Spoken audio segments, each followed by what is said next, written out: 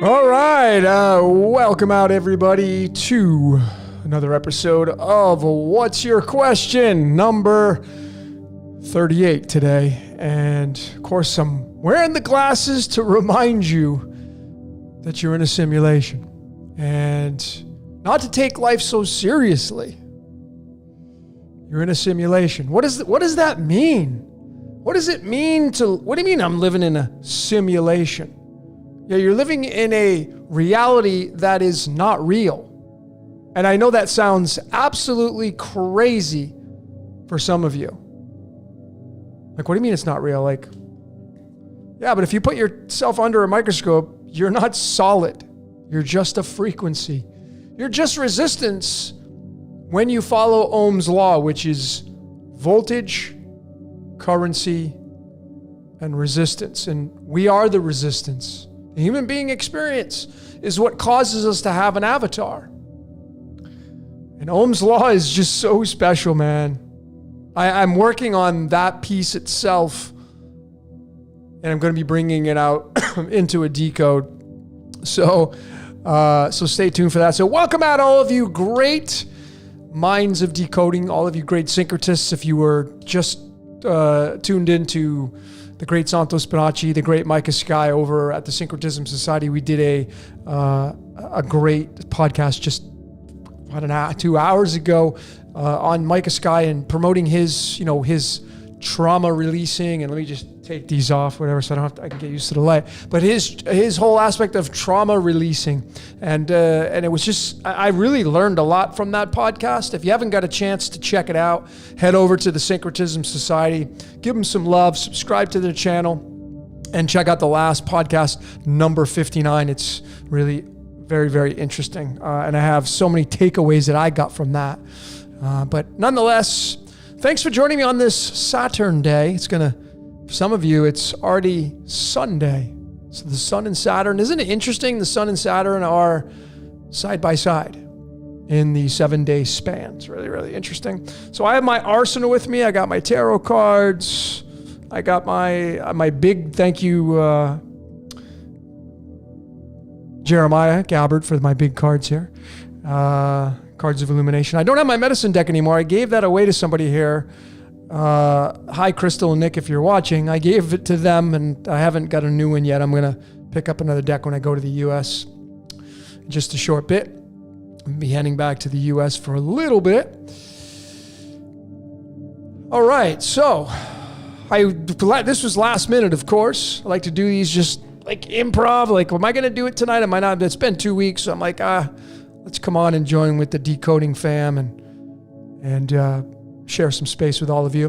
Just a few announcements. If you haven't been notified about the Green Box Detox, we're going to talk about some health and wellness. I just did the first Zoom call today answering questions. Some of you showed up, had some questions. I got another one tomorrow scheduled for 4 p.m. Eastern Standard Time. So check your time constraints with that, or your conversions, I should say, if you have questions for the Green Box Detox. If you're interested in that, it starts July 23rd. If you just go to my website, cosmicsugar.org, and at the very top, you'll see one of the titles or one of the categories, Green Box Detox. Just click on that, and it'll bring you to the page, which has the information on the Zoom call, when it starts, et cetera, et cetera. But I have a question and answer tomorrow. I'll probably do another one of those, maybe another 2 of those before we start on July 23rd. And that runs for 3 weeks. So this is going to give you a chance to get yourself in tip-top shape. It's interesting with what Micah Sky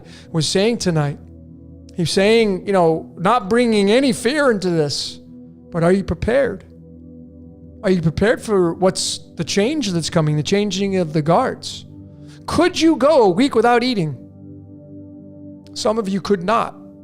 You'd go crazy. See, preparing yourself is what's going to be most important. Can you run a mile without stopping if you had to? Some of you cannot. And if it was a matter of life and death, you'd die because you can't run a mile, because you don't exercise. These are all things that I'm not being negative or pessimistic. I'm simply encouraging all of you to take your life in your own hands, and it's time to level up. It's time to be a little bit of selfish in your life. It's okay to do it. Because you are the universe is you, and without you, there is no universe. And so it's important to take care of the temple, et cetera, et cetera. So I learned a lot about the podcast over just a little bit ago, man. I had so many things, fireworks blowing off in my brain. So I was so grateful to join and just listen. He had a lot to say. He's an Aries, same as Santos's birthday. So he was a lot of fire, brought a lot of fire, and I loved every minute of it because I learned something. And that's what I show up for. I just want to hear some things that I get some takeaways to confirm my truths. And I'm hoping that's what you're going to get tonight here for What's Your Question number 38, okay? Big shout out to, all of you great decoders. My main man, Jordan, over at Waters Above Crypto. Make sure you go and subscribe to him. Yeah, every Friday he's got his live transmission. He kills it. He doubles and triples what I do. He's really good at just talking. So his voice is not like mine. I'm very animated and zany, and a lot of people don't like the way I speak. I'm a little too loud sometimes, and my personality gets that's just, hey, I got Mars and Rahu together in the same house. What can I say? But nonetheless, make sure you get over and subscribe to Waters Above Crypto. And Jordan, make sure you get over and subscribe to the Syncretism Society. Big shout out to Harry and Nigel, Devil's Playground. Big shout out to Rise Above. The great guys over in the UK. Just did a live podcast with them last night. It was very interesting what happened. Their transmission died out, and I ended up somehow staying on their platform. They don't even know how it happened. It was just crazy stuff happening. Just really interesting energy. It was the Seven of Diamonds card yesterday for me here in Mexico, and it was fascinating. After that podcast ended, for me it was like 9 p.m. or 10 p.m. The power, I ended up going out and looking outside because it was pouring rain out. And then I just saw this flash over by the beach, and then the power went out. Luckily we have the generator here, so not my entire power went out, but just really interesting energy. So anyways, there you have it, ladies and gentlemen. Big shout out to all you great decoders, man. Wherever you are around the world, thanks for joining me tonight on this What's Your Question number 38. And I have a lot of love for all of you. Making the truth your own, that's what it's all about. Finally got my ass to the gym today, Crypto Angie. Good for you. You're going to probably feel it tomorrow if you haven't been there a while. The day after, if you're like me, it's 48 hours and then I really feel it. But ladies and gentlemen, it's time to really get situated with your life, man. We don't know what's going to happen. We may get out of this unscathed. Nothing may ever happen to you. Nothing may happen at all. We may just gradually move into the new form of life that's coming our way. Who even knows what that looks like?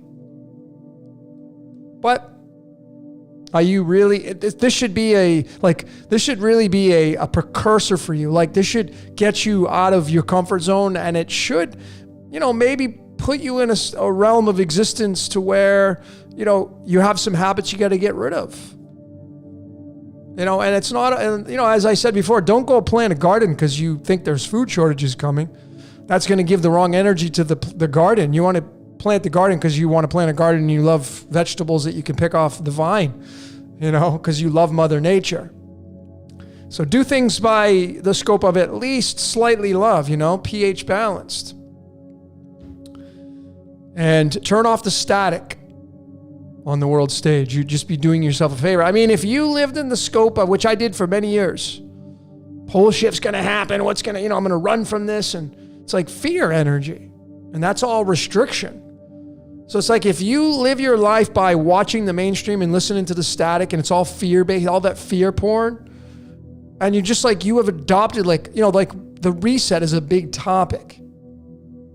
But a lot of people, they fear death, they fear the reset, and they plan their lives accordingly. I personally suggest that you detach from that. If it comes, it comes. If you make it, you make it. If you die, you die. If you have come to terms with death, like personally I have, death is just the doorway to another dimension. Just the physical death. So if you can make peace with that, really we run in cycles, it's a lot of freeing energy. So, welcome out everybody for like the 5th time. I love it. A lot of you great decoders, some new names. Welcome out everybody who has not been here. And all you returning subscribers, thanks for joining. Love stonks. Welcome out. This is your first live stream. Excited that you are here. I do have a, like usual, I have a preview that I'll be showing at some point tonight of my upcoming decode called Exit. It is going to be, I just keep getting closer and I just keep tick, tick, tick, tick. I just keep getting closer and closer to really nailing this thing down. This exit. Is there a way out of this? Is there an option? Well, I'm going to give you a little sneak peek of that. Getting closer.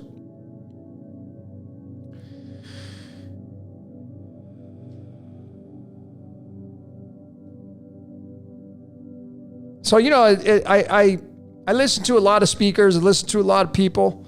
Had a great time on the riseabove.tv on there. Go to riseabove.tv on their YouTube. Had a great time with those guys.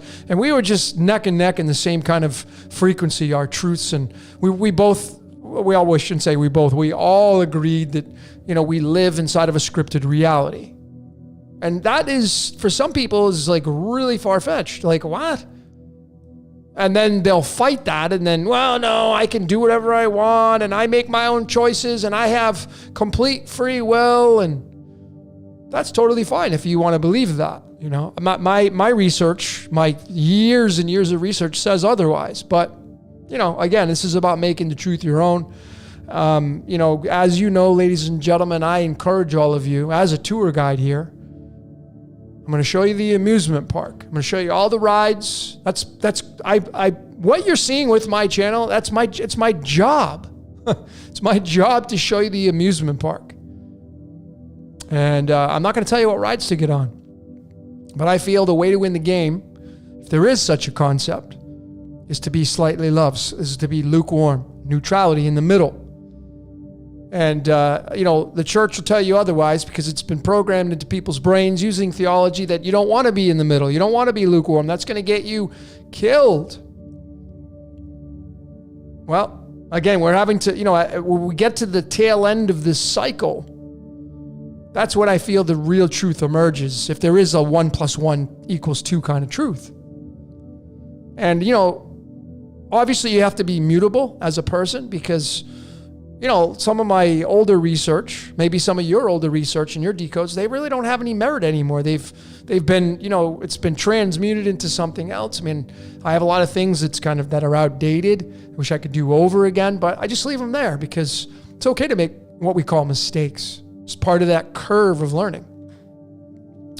All right, so that's right. Free Logan. You are, whatever your name is, free whatever. Free Barbara, free Melissa, free Robert, free Michael, and really it's about this right here. You want to be a gratitude junkie, man. You want to be a gratitude junkie. You live, sleep, eat, and breathe being grateful, acknowledging everything around you. And when you do that, you're not it's their fault. Because you see, I believe that whatever created this reality created it all, runs it all. So when you're pointing out the bad guys, you're insulting the creator. That's what people are doing. They're insulting the creation. I'm not into saying these words that people are programmed to use. To blame other things. I'm more into realizing I'm not going to get mad at the shark for eating the fish. I'm not going to get mad at the polar bear for killing the seal. I'm not going to do that. That's just the way the machinations of this reality works.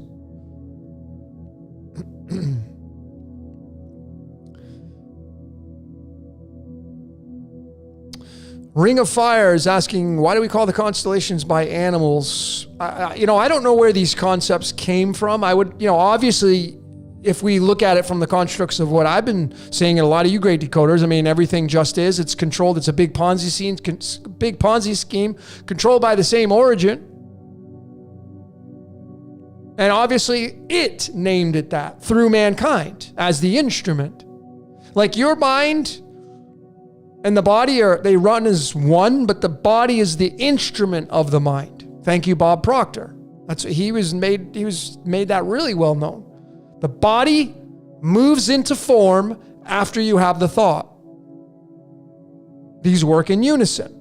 But what's coming into the brain? The brain is the instrument of what? Well, you have the all-seeing eye in there. Tied to antimony and 51 and xenon.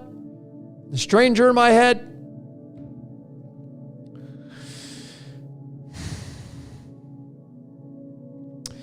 K. Longstockings, would you describe yourself as a Gnostic? I really strive not to go by any title, which is challenging to do. I would say that I am more agnostic.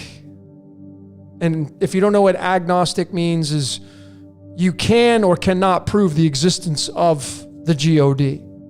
And that's really, to me, you could say, oh yeah, well, the tree has a creator. Yeah, okay, sure. But then you have a lot of other debates based upon what's happening in this reality. And so I'm more in line of like, you can and cannot prove it. But I also think that there is an architect. So I'm like, again, I can't really go by a title. But when you realize that this reality is not real and it's just a big movie and it's a simulation and all it is just frequency, all it is just light slowed down into physical matter, and it's the frequency slows down. It's a high vibrational frequency, which is what light is. And when it slows down, it slows down to the point where you now have this body. If you've ever seen, like, they've had it on the Marvel movies, they've had it on Star Trek, they've had it on a lot of these science fiction where the hologram comes, the light shoots out of the projector, and all of a sudden this body is now there in front of you. Well, the light makes that happen. And it's the interruption of the light that causes what you see as a human being standing in front of you. And they got the technology. People like the blue beam and all that stuff, yeah. But all the essence of that is just tied to light. That's what it's tied to, is light. So yes, Joy Henning, God is all the unexplainable, absolutely. See, I think once you put a name on it, we're no longer talking about whatever created this reality. Because everything inside this self-contained system is part of the self-contained system. Anything outside of that, well, now we're dealing with areas that we just can't fathom. Whether you want to go into density talk, 5 density, 6 density, you want to get into the law of 1 material, well, now you're talking about things that we just can't really describe. And I have a feeling that when we really get the truth out of this, if we ever do, it's not going to be anything close to what anybody is saying. We're all going to look like morons, essentially. I think that's what will end up happening. Crypto Angie, do I have any plans to decode Stranger Things? I have Stranger Things is in my Illumination Decoded. If you haven't seen that one, it's included in that one. So check it out.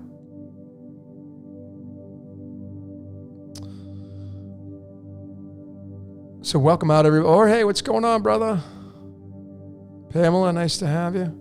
Can you share your insights on the number 7? I did that with the Vibes TV last night. Not Vibes TV, I'm sorry. I was in a clubhouse. My first time with Clubhouse, I was with Jordan and Magic, and if you're here, guys, thanks for joining in. I think Divinity was in there. I was there for like 7 hours, another marathon. We talked about the number 7, and the number 7 is the 4th prime number. It forms the 7 chakras, and the 7 chakras at the very top, the crown, When you look through the pentagonal numbers, which is man is 5, the 1 through 7 chakras added up through the pentagonal numbers is going to give you 196. The very top, the crown, is the number 70, which is the 7 with the 0 after it. 7 is the number of completion in a lot of systems, the 7 days of the week, of course. It's a very special number tied to Libra in astrology, tied to the Chariot card in the tarot, which has duality in it. So it's a very special number, obviously, just like all the numbers. I shouldn't say number 7 is special because all the numbers are special. I mean, 6 is the first perfect number. So 7's not even a perfect number. 6 is. Then the next one's 28, tied to Lucifer. Go figure. That's why, it's just crazy when I hear these, one thing that Micah Sky was saying, which I just was like cringing, is like, meant Luciferian. And I'm just like, oh man, do you even know what you're saying? But wasn't my show. So and then these are my opinions. But, people just sling these words around because they've been programmed to do it. And they just, do your research. Keith, what room on Clubhouse? It was called Mystery School. You go join it. It's pretty badass. I'll end up doing more of that. I really enjoyed it. I just, I know it's Bluetooth, but got to die somehow. I got my Plantronics, throw it on there. I chewed through a whole entire battery and, I'm multitasking. There were plenty of speakers in there. And it was a lot of fun.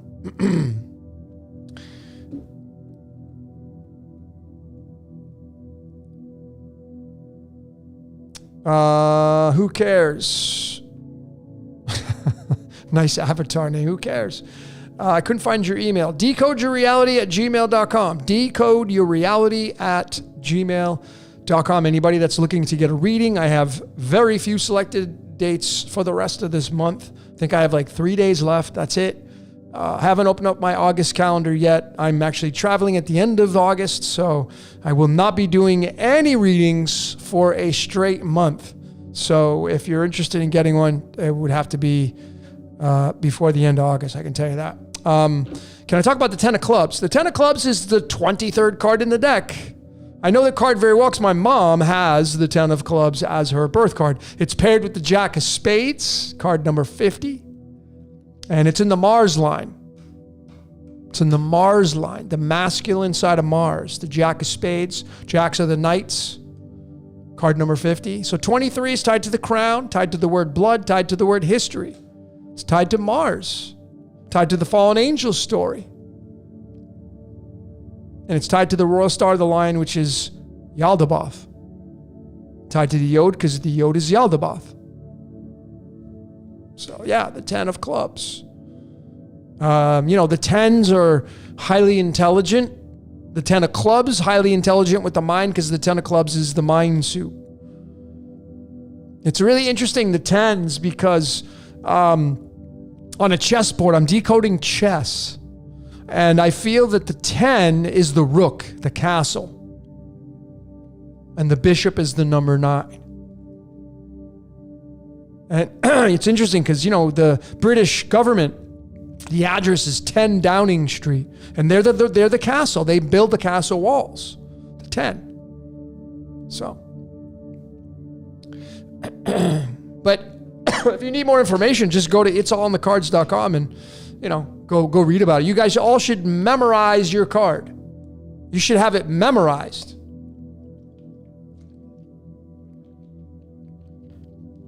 When's the detox? July 23rd.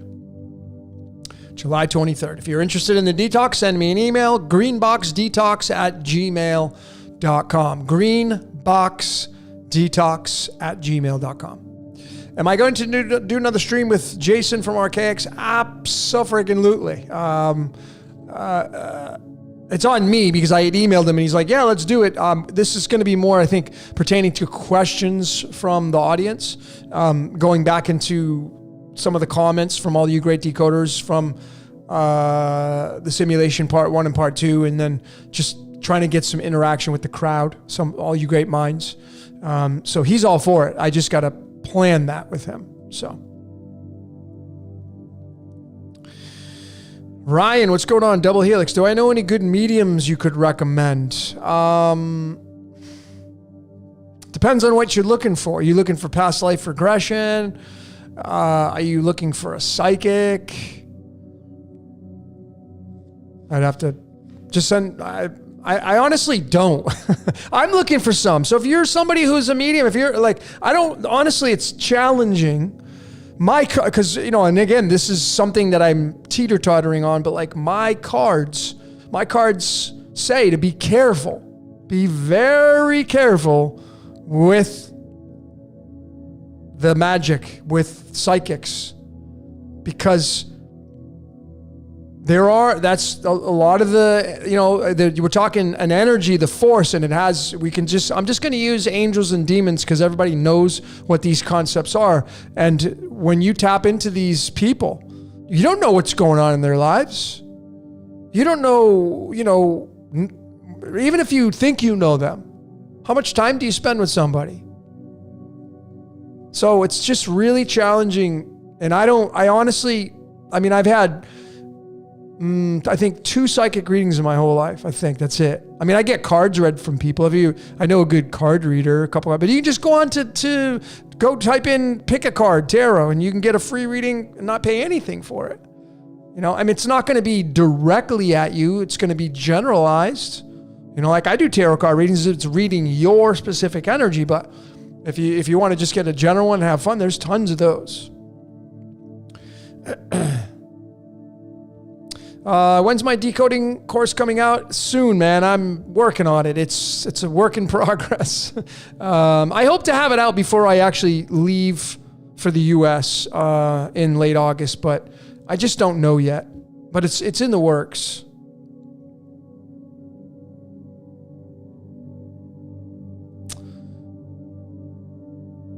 What's up, Bobby?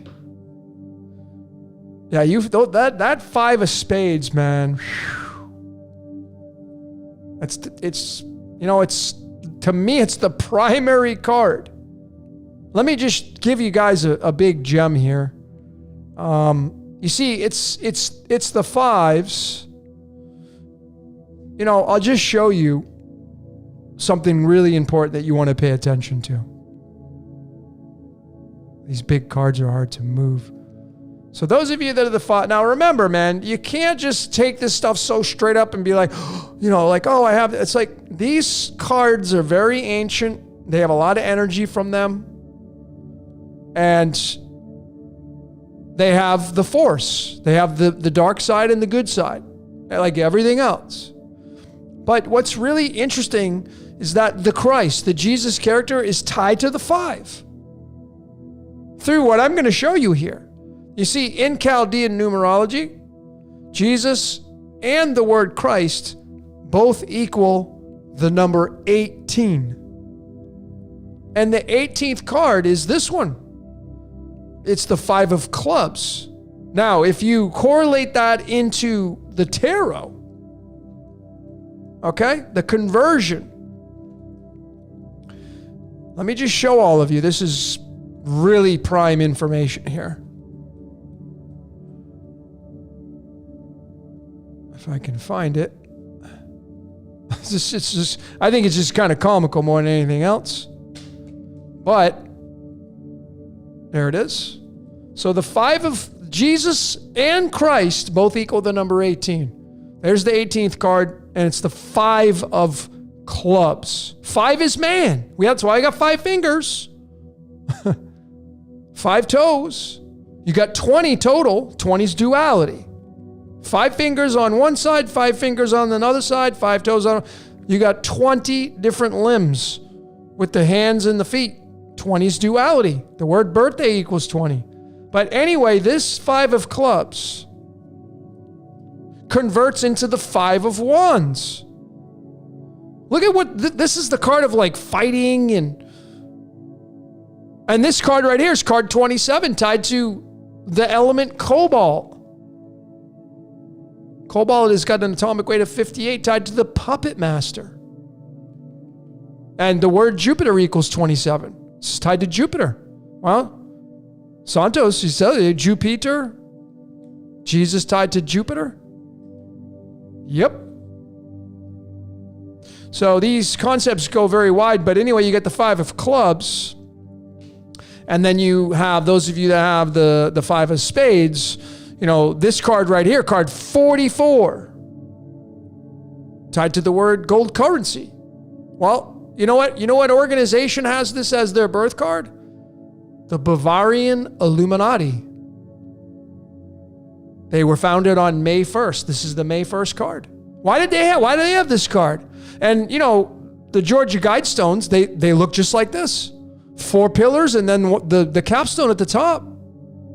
That's what it looks like. It's an X with the centerpiece representing 5. See, people don't pay attention to this stuff though.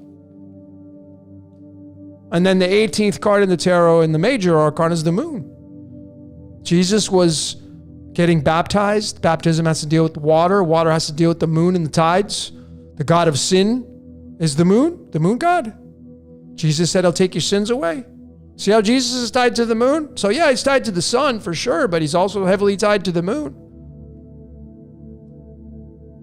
But the 5, this is the card of the game of life. One of them anyway, and one of the straight up top cards is the card to the game of life. And in the tarot, it's a card of like laying down your sword and walking away because you're done. I'm done with this game. Some of you are at that point where you just don't feel like doing it anymore. I get it.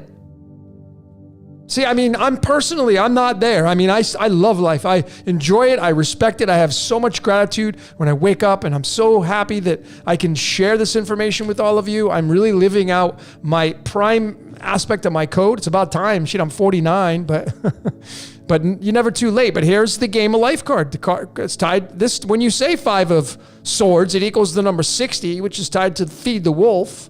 And then if you say 5 of spades, it equals 1 digit down. It's 59, which is the game of life. But look at the card. Look at what the symbol is. And I don't want to play anymore. That's what it's saying right there. Some of you don't want to play anymore.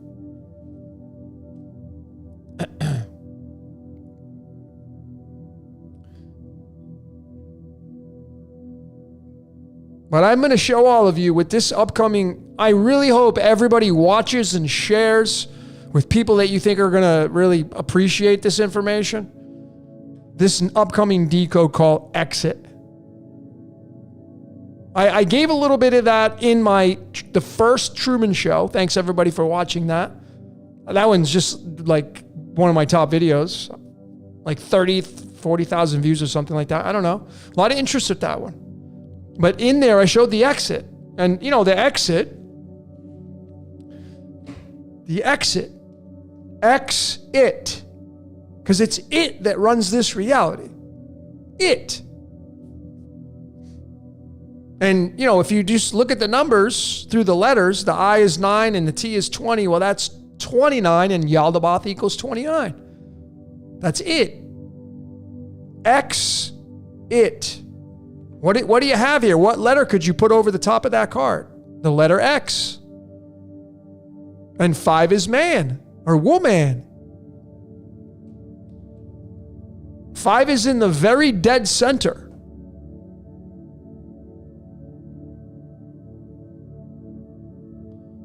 Five is in the very dead center of the calculator. If you put an X over that calculator right there, 5 will be in the very dead center. If you put a pyramid over the top of that, guess what's going to be at the very tip? The 5. 5, when you say 5 in numerology, equals the number 20. And we got 5 fingers on one side, 5 fingers on it. We got 20 total limbs. This is not all by accident. This is all by perfect design. The letter X is the 24th letter. The word Jesus in the original Greek equals 24. The word church equals 24. Not by accident. All by design. All part of the script.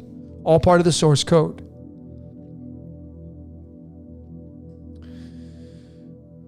So let's get 3 Dad School, what are the meanings of the numbers 28, 16, and 53? I mean, I would take hours to say that. How about just one number? How about the number 53? 53 is tied to iodine. 53 is tied to the I am.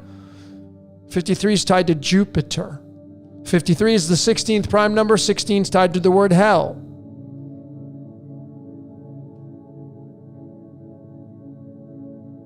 Would I mind speaking on the 5 of diamonds? Yeah, anybody that's a 5, you are a busybody.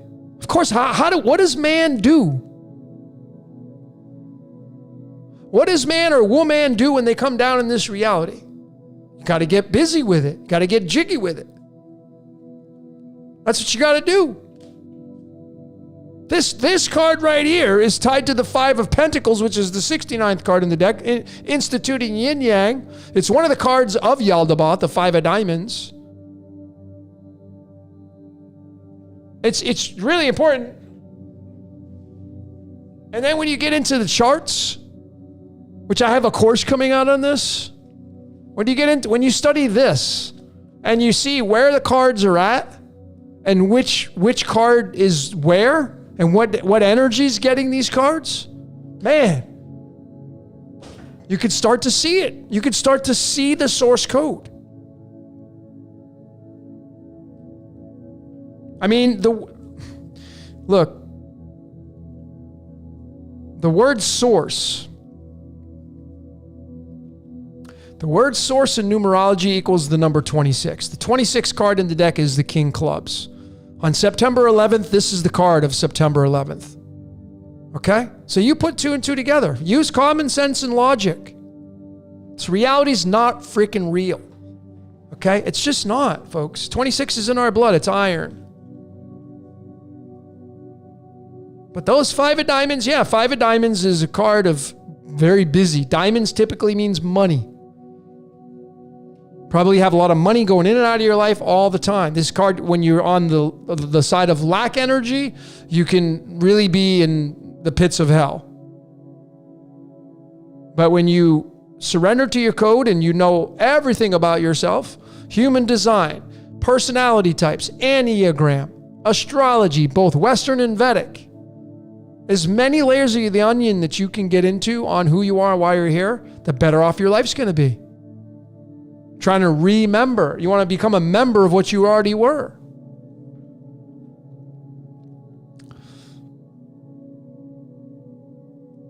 Jane is asking, numbers are universal but translated to different languages. Let me just tell all of you that it does not matter what language we use. There are people that are decoding in Dutch. If you're out there, Flynn is one of the main great decoders over the great country of Netherlands. And he's decoding using Dutch. Mari does the same thing. These people are using the Dutch language, and they're showing the consistency of using the Dutch language and the English language together. Spanish is the second most popular language after Chinese. You'd have English is number 1, Chinese is number 2, and then Spanish is number 3. Those are the 3 that, from my research, those are the 3 top languages spoken in the world today. I've decoded the word Dios. I have it. If you haven't seen my Dios decoded, that's what the Spaniards call God. Go check out my Dios. I included Spanish in there for that sole purpose. Ethan Rucker, the great decoder, he's decoding using Russian, finding the same roads leading to the same origins.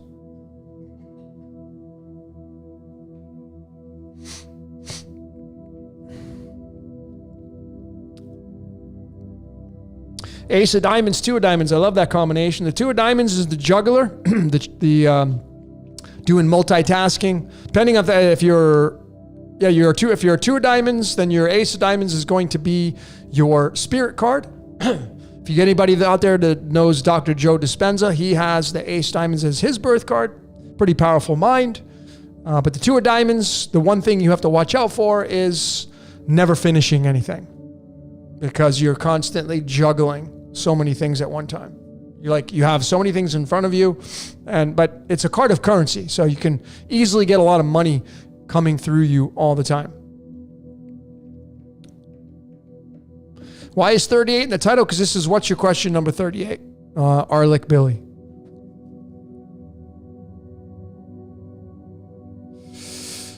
Poquito Espanol. Not a lot.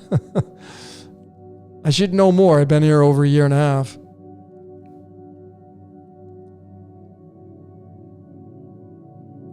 Tell us about the 36. Well, I will do that. I think I got enough people in here. I'll jump in and show you my sneak peek, my preview of Exit Decoded. All you great decoders ready? Because you're asking about the 36, and I'm going to show you that. Higher frequency thoughts on the Jack of Hearts. Well, the Jack of Hearts is one of the three immovable cards. It does not move no matter what year.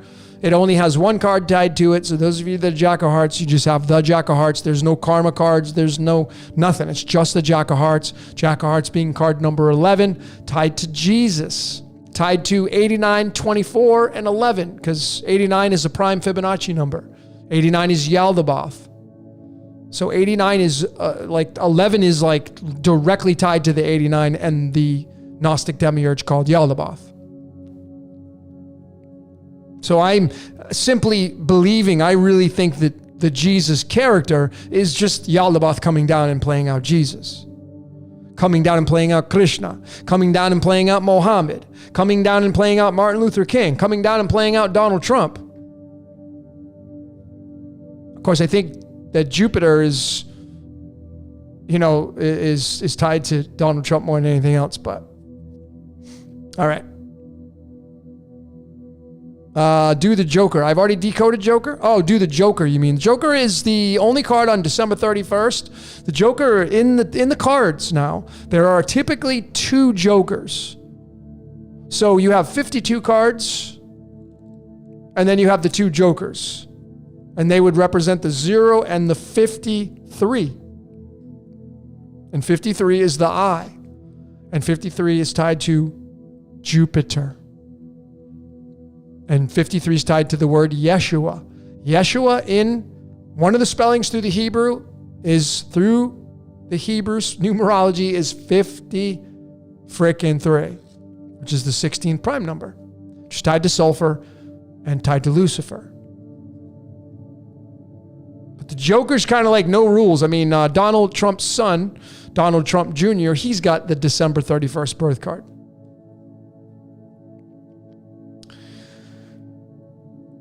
Okay, so I got a lot of questions with all these, what about the 10 of hearts? Well, folks, you should know what your cards are. You should go to it'sallinthecards.com. Let me just put that. I'm gonna it'sallinthecards.com. There, I'm gonna put it as a sticky. Pin it at the top. So those of you that are asking, what does my card mean? Go to the top of this chat. I pinned it there. It'sallinthecards.com. Click on that. Click on your birthday and go read about it. Go memorize it. Don't just read it tonight. Read it every day for the next month. Memorize it. 10 of hearts. Someone asked what the 10 of hearts. Interesting card. 10 of hearts is tied to the Vatican. It's tied to the Society of Jesus. 10 is, again, the rooks, the castle walls, building the fortifying castle. 10 of hearts is tied to the game of life itself. Kind of like being the foundation of life, because it's, when you look at the 10 of cups, it's happy home. So that's why I love the tarot, because you can get a picture of the cards of illumination and you can figure out, well, what does that mean? Well, that's what it means. So it's got the rainbow. Here's the 10 of hearts in the tarot. It means happy home. So these organizations, these archetypes that some people don't like, they're on these specific dates. And when you look at what these cards mean, you can get a clearer picture of what their role is.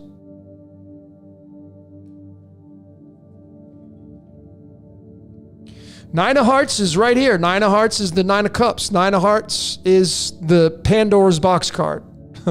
It makes up Pandora's box. The 9 of hearts does.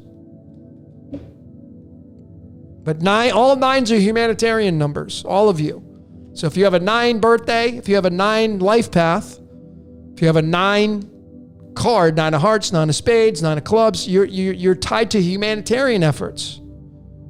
The 9's the last number. It's a repeater number. So you could say you're an old soul if you want to own that space, if you feel that in your bones. Like I've been through many lifetimes. I mean, I think we all have, if we believe in the statements of reincarnation. We just talked about it with Micah Sky. I was picking his brain about that. But the 9s specifically have the energy of, it's tied to the hermit in the major arcana. It's the ones that give their wisdom and intelligence to the world to make it a better place, or hope to do that, to work for whatever side you want to work for. 9 of diamonds, 35th card in the deck, tied to the simulation. Keanu Charles Reeves had the 9 of diamonds, tied to Neo in the Matrix, the one, the savior. The 9 of diamonds, simulation. It's interesting because melatonin, which is tied to our sleep, melatonin in numerology equals 35. Tied to the word simulation. We're just in a simulation, folks. Anyway, let me share my screen here and make sure. Okay, let me start off with this one right here. Because a lot of you are not on my social media. But this was a big topic, still is a big topic. I don't want to harp on it too much. I'm very neutral when it comes to this because I just don't really care. And I know that there was something much bigger and deeper than what people think happened with this thing. Because I'm here to tell you, again, mankind's being used. So mankind constructed it. And the same people that constructed it more than likely are the ones that took it down. But the energy that it collected over these years, over these, 22 years or 32 years, it went somewhere. But you'll notice the opening date is March 22nd. I circled that. The dismantle date, July 6th. It's 22 and 6. And if you do the timestamp, just the timestamp, taking away the years, it's not only is it 106 days, which is tied to palladium and wisdom, but it's also 3 months and 14 days. Which is pi. And the reason why I have radium here is because radium has an average weight of 226, and that's the days on the calendar of the opening date and the dismantling date. You bring them together, it's 226.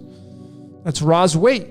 And if you add 88, the protons of radium, and you add it to the atomic mass, 226, get out your calculators, it will match the days on the calendar of when it was put up and when it was taken down, 314. And then when you put it in the string of pi, the 106, well, you can just judge for yourself there. If you're a decoder, you should know automatically what these numbers mean. But this is the stuff and I shared this on my social media page. I had more shares on this than, I think this was probably the most shared post I've ever put out. I was like really surprised. Like 200 and something people shared it. I was like, wow. No one's looking at this stuff. I showed it. You gotta be looking for this stuff. This is the stuff that is important. This is the stuff that's important. All right, so let's get into this right here. The sneak peek of my upcoming presentation called Exit Decoded. And the exit's down the middle, by the way. I have this arrow pointing to the right, but I didn't have a graphic that I found with the arrow in the middle. So I'm going to adjust this. I'm not sure how creatively I'm going to do that, but the exit is not to the right or to the left. It's in the middle. Okay? Just want to make that very crystal clear. All of you should know my stance on neutrality and being lukewarm and the center point and the middle eye and the third eye and make thy eye be single and all these things that keep telling us that.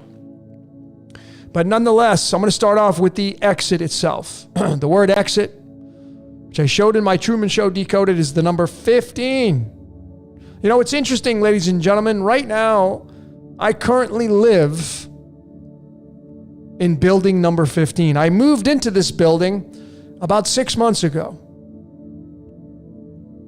And I had my eye on it because it was the newest building in town, and I like new stuff. So I was drawn towards it. And as fate would have it, I got a place here, and it's building number 15.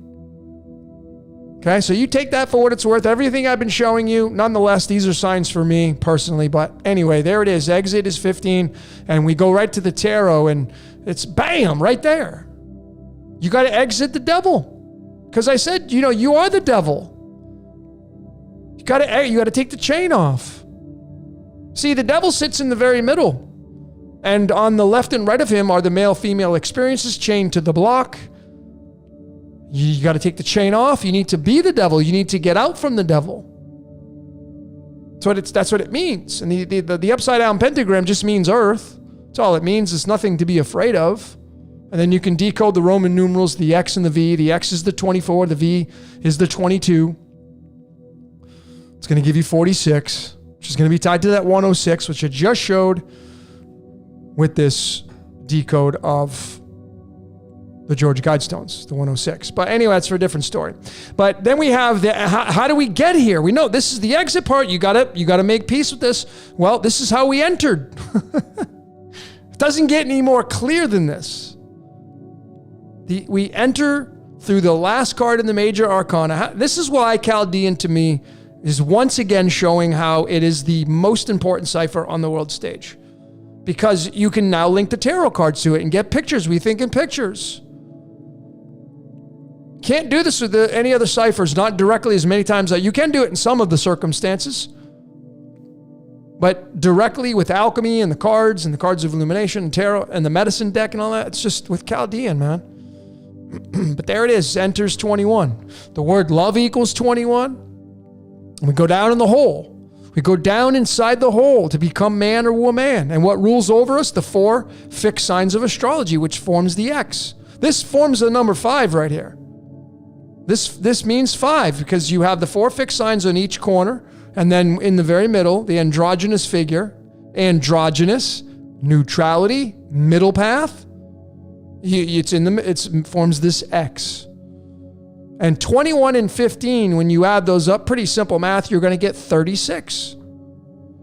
And we lead to this element right here called krypton. Krypton meaning the hidden secret, the hidden code. It's hidden. Well, not anymore. And you have this 83 as its most abundant weight, leading to bismuth and the white mass. And that is a very significant element because I feel that we live inside of a universe that's controlled by a diamagnetic position of bismuth. And I'm going to be showing that with some real science. And there's a magnet above that. And anyways, I'm just going to show you the cube. And inside the cube's the egg. But nonetheless, this krypton is really interesting because if you take krypton, let me just show you. If you go here to my graphic, which I've shown, this is, a few times I've shown this now. If you go here, which I'm highlighting, all of these elements down here that represent hell, where we're playing out the game. This is the 36 elements. This is the great beast right here. If you add up 1 plus 2 plus 3 plus 4 all the way to 36, you're going to get 666. Okay, 1 through 36 is 666. And then if you go to Symbolism.com, if you go to this website right here, decimal.info, you could find you can go as many places as you want up to a certain period. Well, if you go 144 decimal places, right there in the string of pi, and you copy those and you just go paste it into the cipher here, you get 666. So you can see the 666 is tied to the 144. And the 144, when you go to the periodic table, it's tied to neodymium. And neodymium is magnetic. And what's the number 60? Well, as most of you know, it's this right here. It's feed the wolf. You see? So the 144 is the 666, which is the 60, which is feed the wolf. And this card right here, 5 of swords, is card number 44. It's card 60, which I showed. It's this card right here, ladies and gentlemen. 5 of swords right there. This is tied to the game of life. And look at what number card it is, 55. And what is the 55? You got to go right back to alchemy. So we're jumping all around here, but you got to go right back to alchemy. And what is the element that has the 55? Well, it's the 26 element called iron. And if we look at that number 26, we go back here and we're dealing with this right here. The source code. Source 26. You see? So we know now when we jump around and we look at all these layers, it's leading to this. 5 of swords. 5 of spades is card 44. 44 is tied to the 101 in the portal, how we all got here. But this is a big deal right here, this krypton. And if you take 36 and you add it to the atomic weight of 83, it's going to give you 119, the mirror of the 911, which is going to lead to 10 in Jupiter. But if I just keep going, it's going to lead into this right here, this movie. And if you watch my Society of Jesus Decoded, behind the scenes,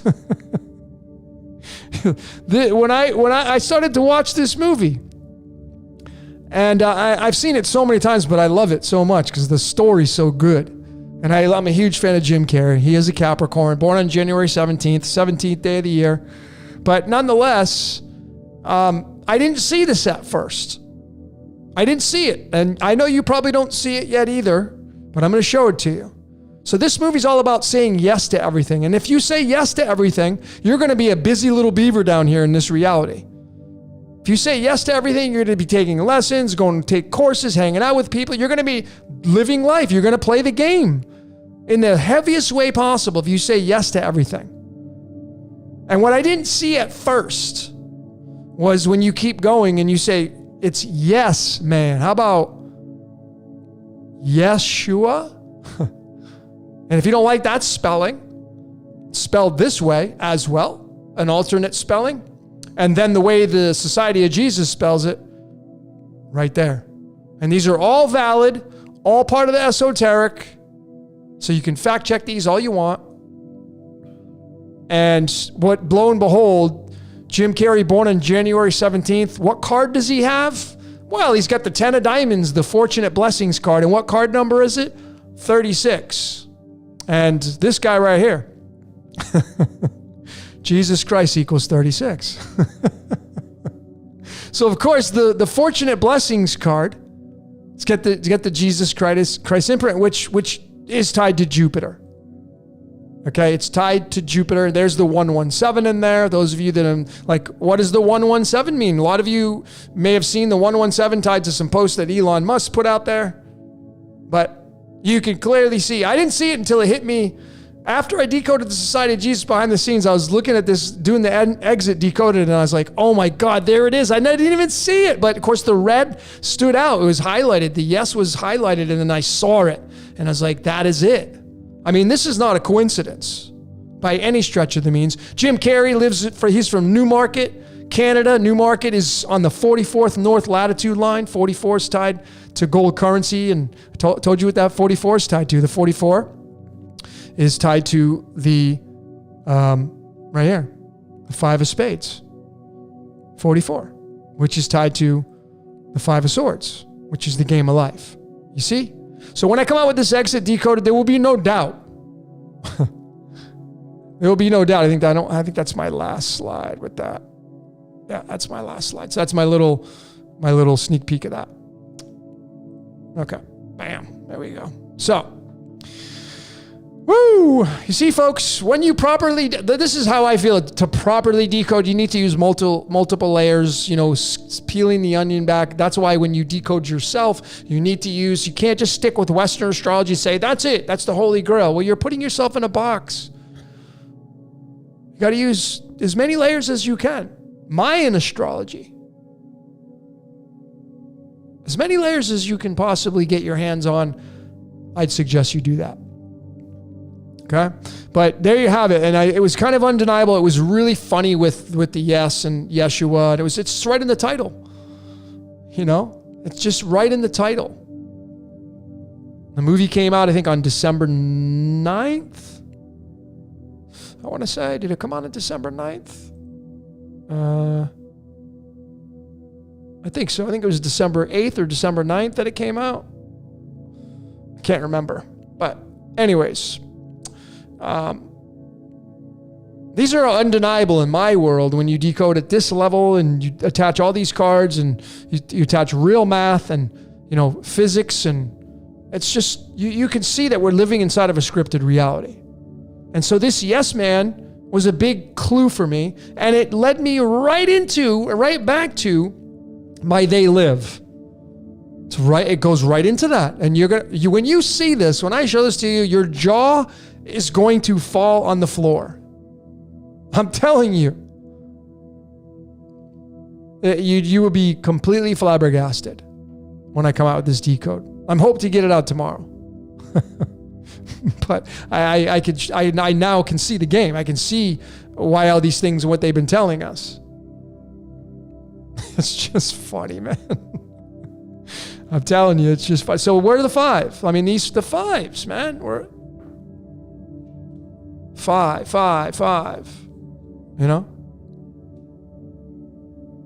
I mean, even the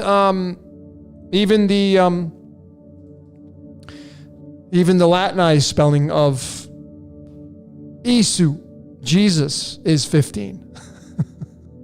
So if you want to get out, well, you got to let go.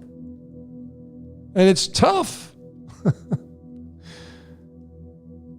But I really feel like, in order to perhaps get out of this game again is to be neutral, pH balanced, slightly love, but you must eliminate a lot of the habits that you have, and those habits don't want to die. You want to become light. Micah was talking about earlier, he was saying that, he was alluding to the fact that you want to move towards not eating, not having to eat, not having to drink. Breatharian. Sometimes it's like annoying to eat. It's like, oh God, I'm hungry and I got to eat, and I'm in the middle of a project. I don't want to eat. My stomach's yelling at me to eat, or you're thirsty and you got to drink the water because we're made up of all this water. But it's just like, that's what the human being experience is all about. But what if we can move into this, like we did a podcast with Roberto, did the Toltec stuff just a few weeks ago. It was amazing. And he was like, we're moving to a crystalline state, a silicon-based state, which you're getting out of this slowed down version of yourself. And when you vibrate faster, you move into a different frequency. You move into a different dimension. But the majority of people don't want to move out of this dimension because you got stuff going on down here. See, I mean, I have a lot of people in my life that I care about, I love about, but I'm like, this is my life, and it's like I'm ready to ascend. If that's possible, if it's in my code, I've surrendered. I'm ready to check it out. Whatever that means, whatever that looks like. I still love life though. It's like, if I had a chance to maybe decide to come back, if we have that chance, if it was the golden age, I'd definitely come back. Life's amazing. What about you? I mean, would you come back if you had the choice and you were in the situation? Imagine your life was amazing and you're in the golden age. We don't even know what that means because we're in the dark age.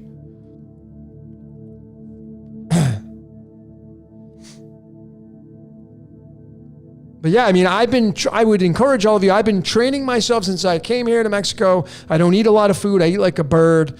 I mean, yeah, I lost some weight, but now I'm at a very stable, weight. Now I'm really, I know exactly what I am. I don't have to work for it. I've done a lot of work on releasing my ego. You're not going to get rid of your ego completely. But I've personally done the work. I encourage people that watch this, just work on getting rid of your ego. What does that look like for you? These are all things that weigh you down to the ground.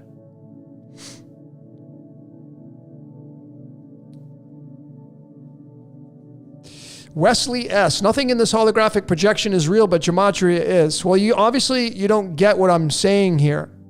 So it's a contradiction. So I'm saying it's not real. What I mean by it's not real is whatever's observing this reality is observing it like when you go watch a movie. Is the movie real? It's make-believe. It's fake. They're following a script. That's what I mean by that. Do we have a frequency? Yeah, I would think so. I mean, I wanted to get into measuring sound frequencies, and I'm kind of getting into that, but there's just so many outlets to get into when you want to decode.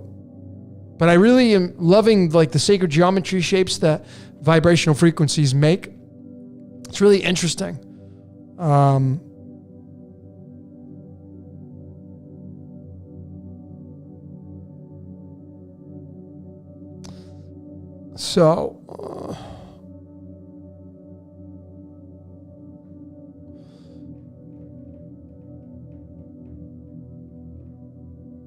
Ascension, who's Teresa. Some of your avatars I can't pronounce, so excuse me, but some never leave. Again, folks, these are just concepts that we can't prove. Like, are we stuck here? Can we get out?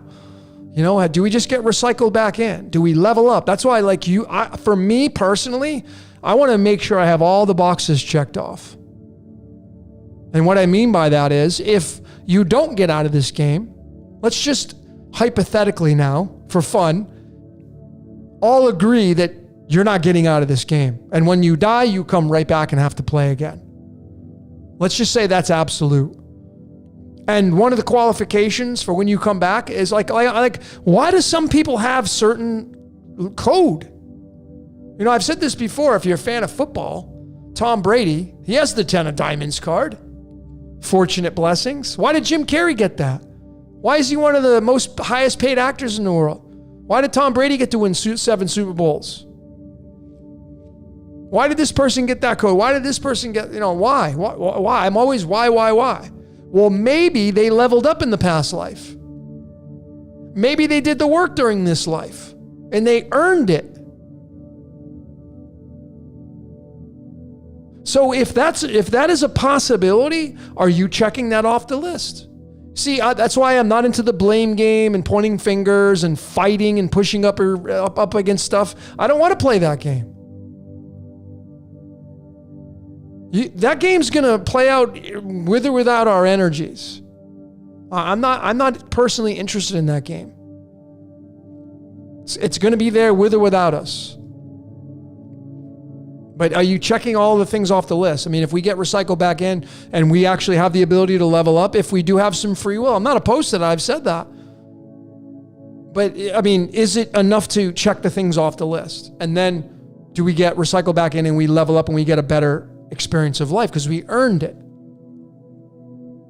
I don't know. Or can we get out completely? Not have to come back? Maybe. These are all theoretical possibilities. Can't 100% prove them. I guess we'll find out.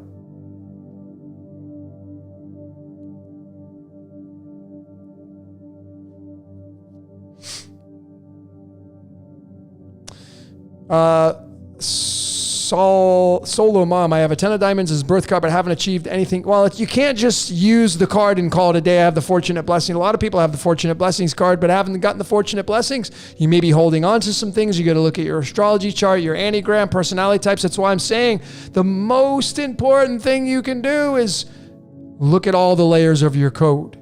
So if you want to know why you're not having anything significant achieved in your life, got to look at your onion. You got to peel back your onion. Have you done that? Solo Mom. If you haven't decoded yourself and figured out what the hell you're doing here and what your purpose is, what are you waiting for?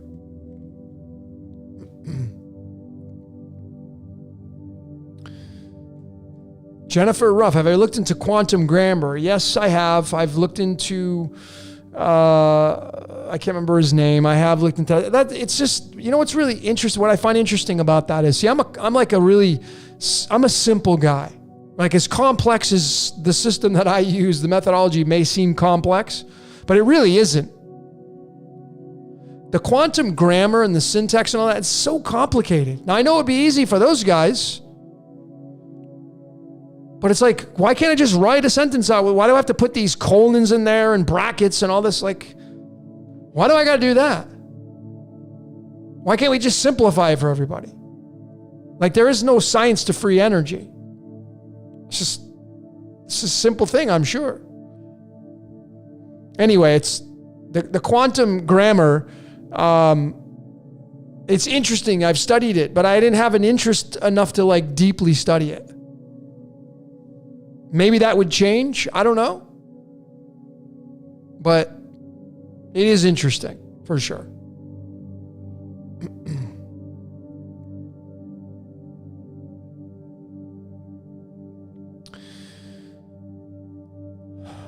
The old code was the Tower of Babel. Well, I think that I had mentioned this to somebody just today, I think. Is it possible that we are all contributing to this day and age of the Tower of Babel? And as we're putting all these layers together, we're connecting the cards and we're connecting the numbers through numerology. And are we all part of the Tower of Babel? Like, because when we finally complete this puzzle and we all put it all together and connect the dots as best as we can, that may just institute the collapse of the Tower of Babel in this age. Can't rule it out.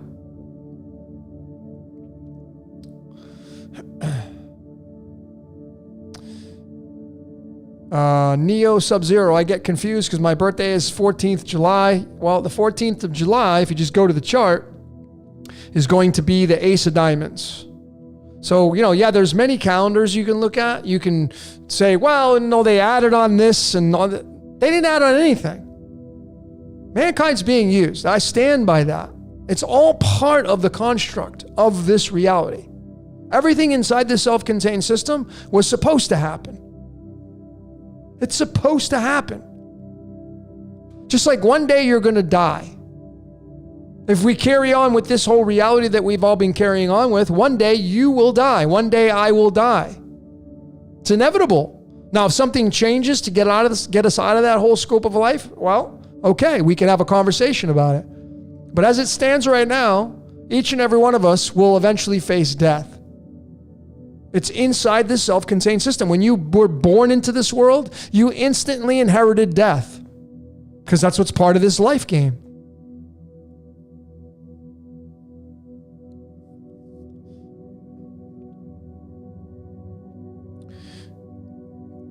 Well, yeah, we're always writing new code. Every time we speak spells, we're writing new code. So I totally agree with you on that. Borkov, how do you interpret your moon and ascendant signs? Well, the ascendant is the rising sign, and many of you, if you're like me, you will have a dual rising sign. What I mean by that is, in the Western astrology, you may be a different rising sign than the sidereal/Vedic.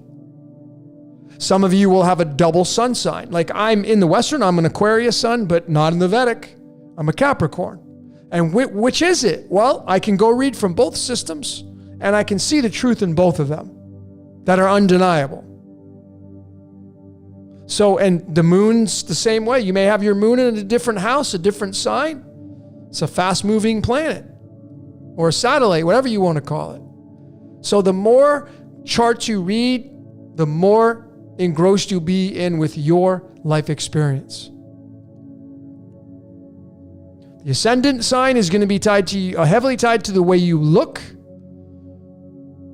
We had a podcast. We had William with Dance of the Zodiac, the author, Santos' friend, just 2 weeks ago on, the way you look is tied to your rising sign.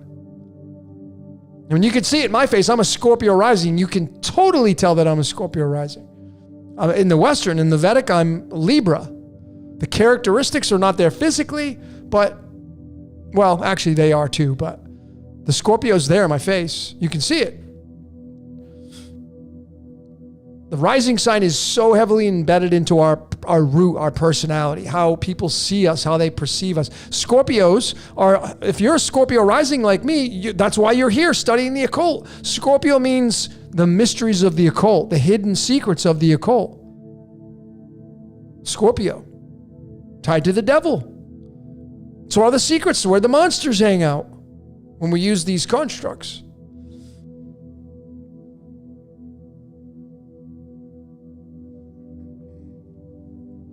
Med beds, are they real? I guess they're real. People are saying they're real. I haven't actually been in one, but I think they're coming. Technology is advancing so quickly.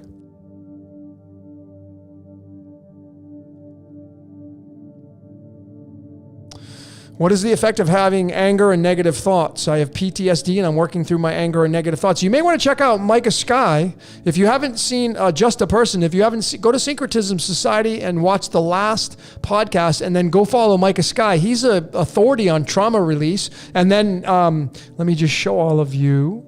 Hang on a second. And then you want to Cosmic. Let me see if I can find it. Okay, let me just share my screen. So this is my other channel right here called Cosmic Sugar, and I'm starting to release more content on there. It's more of my health and wellness, but I did this podcast right here with Elise Bassine, and she's a breathing healing specialist, and she's got a course that she has, and you should go listen to this. It's like an hour, 54 minutes long, and she's located in Philadelphia. She teaches a course. This is what I would do. I'd start with this. You know, all of us have trauma. PTSD is a part of trauma. You got to get rid of it. It's stuck in your biofield. So if you have a tendency to lean towards negativity and anger and irritatedness and all this stuff, these are tied to your, perhaps a big part of it is your trauma. So you may want to go listen to what she's got to say and then go to her course. And then Micah Sky, go to Syncretism Society. Like just this one right here. We just did this.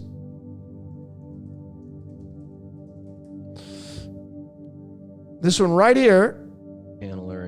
There's Micah Sky right there. We just did this one, and he's a trauma release specialist as well. So you have some outlets, but you got to take the initiative to do these kinds of things. So the trauma release is something that's very important.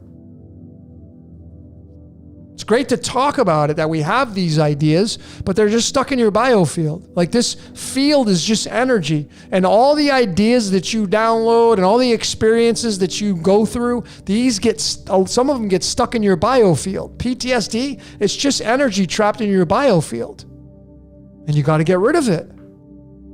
But you can't get rid of it just by, like Micah says, you can't just go dip yourself in water and say, I'm free, I'm born again, and thinking you've gotten rid of your trauma. That's crazy to think that. I think it's crazy, but you got to do the work.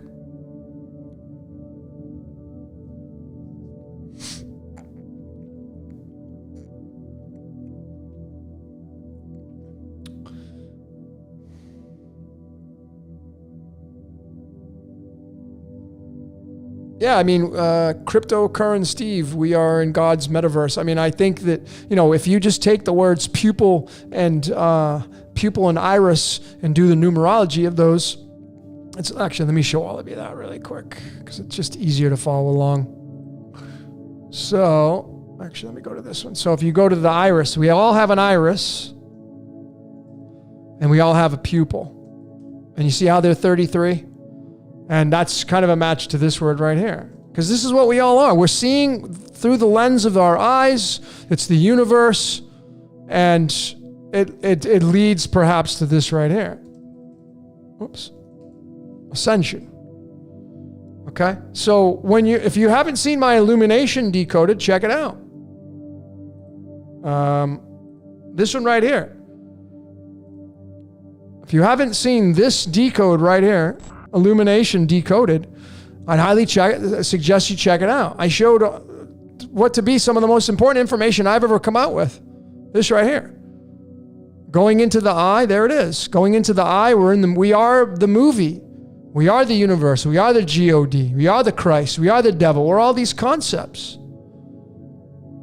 And if we're just willing to just merge them all together and to surrender to that and not try to play favorites and create a relationship, because you're everything. And when you become everything, you become unified. Whoops. You become unified. And when you become unified, you realize that there's no separation. It's just all a big Ponzi scheme. So we just got to have fun with it.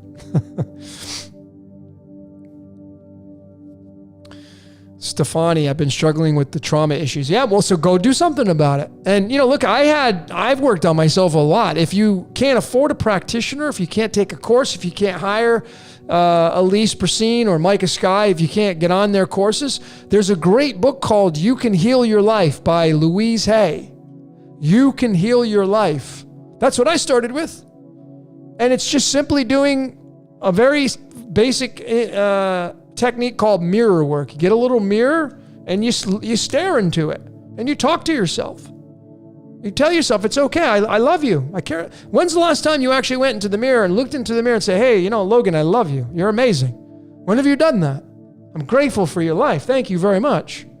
See, we don't do these exercises. Well, the majority don't do these exercises. Why? Because life's in the way. That Mr. Smith's just hanging out everywhere. So you have to actually you got to get into the execution mode. Execution meaning you got to take action. And there's a lot of resources like You Can Heal Your Life. You can probably find it online as a PDF. It's like probably a $5 book used. No excuses. You can heal your life through multiple channels and layers. You just got to execute on that. Not just say, I have trauma and I don't know how to get rid of it. I'm giving you some suggestions.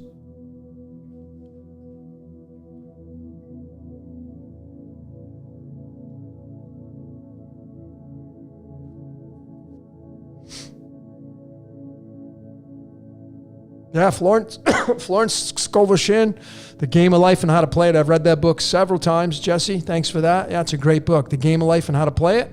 Florence Scovel-Shinn. I'm sure that Louise Hay got a lot of influences by many different authors, as I have. You see some of mine through the Master Key System, Charles Hanel. You'll see some of those coming through. Bob Proctor, he's been a mentor of mine. The great Werner Erhard and Landmark. I mean, these all have influenced my life, and I'm just a DJ of life. I'm like, I'll take a little bit of this. Oh, I like what I hear right there. Oh, I'm going to take this. And then I kind of put them all together with my code, and here's Logan. Here I am.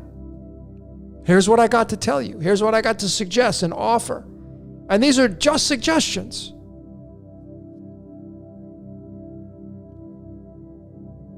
Daniel, things falling apart in my world. I would highly suggest that you get over to my channel and watch how to decode yourself. Spend a large portion of your energy on decoding who you are and why you're here. If you're in a pattern of things falling apart, you should be rejoicing. Why would I rejoice when things are falling apart? Because you're in a down cycle. And the down cycle has to come up because it moves in waves. Like this is the serpent. This is the great dragon. Up, down, up, down, up, down, up, down. So when you're in a down cycle, it's time to celebrate. See, we celebrate when we're in an up cycle. If you celebrate when you're in a down cycle, you're celebrating the fact that that cycle's almost over with. And then you need to forecast using your intuition, tapping into your psychic abilities, tapping into your higher self and saying, what's next? So if you're in a down cycle, if your life is shit right now, if you feel like that, like, oh, everything's falling apart. I lost my girlfriend, my boyfriend, my wife left me, my wife cheated on me, my husband did that, whatever. Folks, these are all supposed to happen to you. And then you will keep yourself in these layers of life if you keep focusing on them. If you're in a down cycle right now and you're just focusing on your life sucks and the wheels are falling off and nothing's going right, if you just stay in that mindset, you will stay down in that cycle longer. But if you're willing to listen to what I'm saying and get out there and make a vision board, run out there tomorrow, buy a big ass 42-inch poster board, some magazines, a pair of scissors, and a glue stick, and just go cut out all the pictures of what your future self is trying to tell you. Especially those of you that have a crappy life right now, like your life sucks. Okay, well, stop focusing on your shitty life. It's time to go and take matters into your own hands and say, enough's enough. Get out there and get a vision board made. They're life-changing. And how would I do a vision board? I'll give you a perfect example of how you do it. Number one, you get out a piece of paper. Get out a piece of paper and you write down the 10 most important things you want to have happen in your life. The top 10. Put in your top 10 here. Then you want to circle your top 3 out of that top 10. Then you want to find the one, the very one thing that you will circle that will be the bullseye. Then you go out to the store and you get your magazines. And if you can't spend money on magazines, go to the Goodwill or what they got magazines there probably. You can find some or call somebody up. Hey, you got some extra magazines laying around. And then take that list that you just created of what you want to have happen in your life and put it into pictures. Because you don't think in words, you think in pictures. And then you want to put that vision board on the wall where you're going to see it all the time. And you see, the big thing about the vision boards is you don't just want to get used to it being there. After a month, you may walk by it, you may not even give it any attention because it's been there for a month. Becomes like, a piece of furniture. The key is to give it acknowledgement every time you look at it. So you take a picture of it with your phone and you put it on there as your wallpaper and you look and you stare at that thing. And you look at your number 1. And then you look at your other ones, all your list. And the key here, folks, is not having any expectations. You got to just let go.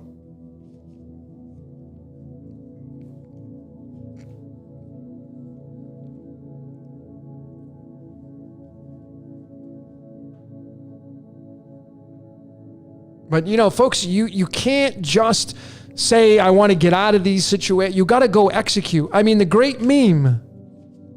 Let me see if I don't even think I have it. Let me see if I have it. Because we think in pictures. Let me see if I can find it. Hold on.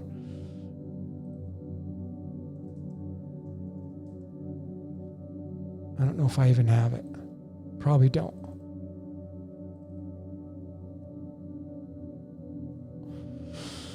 I don't think I have it handy. I should, but I don't.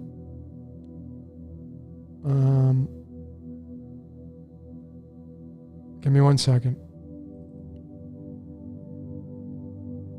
I don't think I got it. Okay, anyway, the meme is as follows. The road is paved with flat squirrels who couldn't make a decision. Don't be a flat squirrel. You know the squirrel that runs out and it's like it doesn't know which way to go and a car hits it. A lot of you are like that in life. You're indecisive. Make a decision, man. Live life like life is rigged in your favor. There are no mistakes, there are no accidents. Which way do you want to go? Go window shopping like there's no limitation for your life. But you got to decode yourself, know what your signs and symbols are, know what energy has been fused into your life with the as above. Know what you're dealing with. If you're going to bake a cake and you leave out an ingredient, that cake may still bake, but I mean, if you bake a cake and there's no salt and sugar in there, it's going to taste like shit. You'll still bake it. So a lot of you are operating through a cake that is missing ingredients. And I'm just saying, man, those of you that have had or are going through a code right now where life sucks and it's tough times and you should be rejoicing. Go the opposite of what the normal person's going to do. When life sucks, normal people, they'll get depressed. I'm depressed. They'll tell people, don't tell anybody about your personal life. Don't share like, oh, my life sucks. Oh, the wheels are falling off. Oh, I'm down and out right now. Don't be sharing this with anybody because they're just going to be like, oh, it's okay.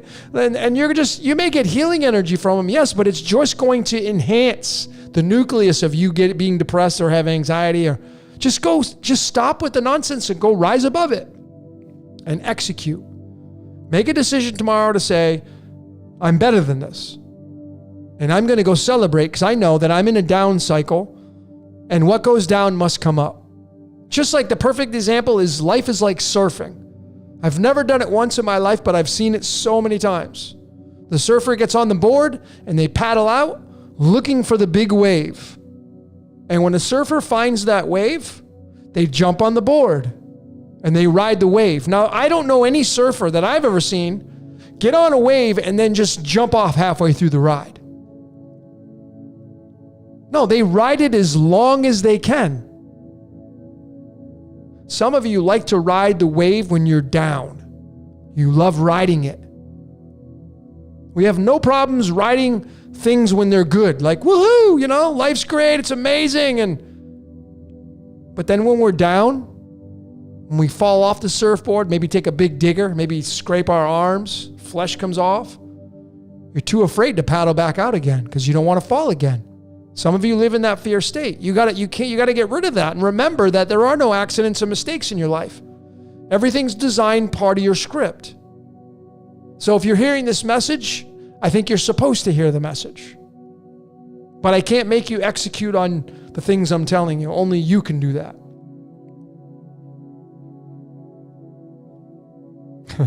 Multiverse.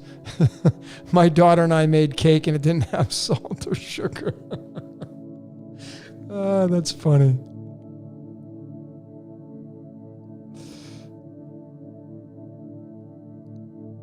Well, you got it, Stefani, if you're just that statement, it's hard when it feels never ending. So you got to turn it around. You got to eliminate these thoughts from your mind. Not talk about them with anybody, not share them on your social media page. I go on people's pages on social media. If I go on there, I can see what's going on in their lives. People are willing to share, and then they get energy from other people, and it keeps them in that space because you're getting energy, and the energy feeds your energy. So the one thing you want to do is retract, not share your life with everybody.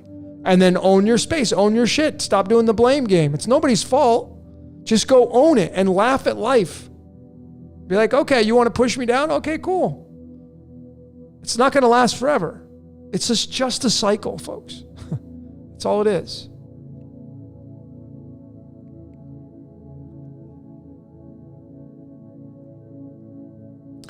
So Daniel, if you've been looking forward to your drama being over for some time, you got to take a step take another leap. I would highly advise you, Daniel, and anybody that resonates with that. If you have drama in your life and it continues and it's been continuing, well, what are you focusing on? When you wake up, from the time you wake up till the time you go to bed, what's on your mind? What's the dominant thoughts on your mind? You see, most people won't be able to tell you that because they don't meditate. They don't observe their thoughts. And remember, ladies and gentlemen, this body is the instrument of the mind. So the body can't move until you think of something. And it's obviously very intricate, and it's not like instant sometimes. So when you have these repetitive negative thoughts and disbeliefs, it's, I'm never going to get out of this. Oh my God, again. Just remember, man, you should be checking off the calendar. Like every time you X off the calendar, you're getting closer and closer to getting out of it. Maybe you need to pick a day on the calendar of when you want to get out of it. And tap into your higher self. Talk to yourself. Go on a long walk. Do your vision board. Figure out what it is you really want to do, and then put a day on the calendar and circle that day on the calendar. Put the calendar on the wall like old school. Put an X with a marker there, and every day that you go through, you put an X on there. You know, when I was growing up, I was in a lot of sales jobs, and I've been to some sales schools. And the one thing that we learned was like it all goes, especially if you're doing phone sales, it goes on statistics. So if you dial, 300 people a day, you're going to have X amount of people that will say yes, and they will engage with you. And then you'll have your share of people that hang up and say no, or yell at you and swear at you or whatever, and these are all testing you. And when you look at your markers over a certain period of time, you know that you got to go through this many calls to get this amount of money.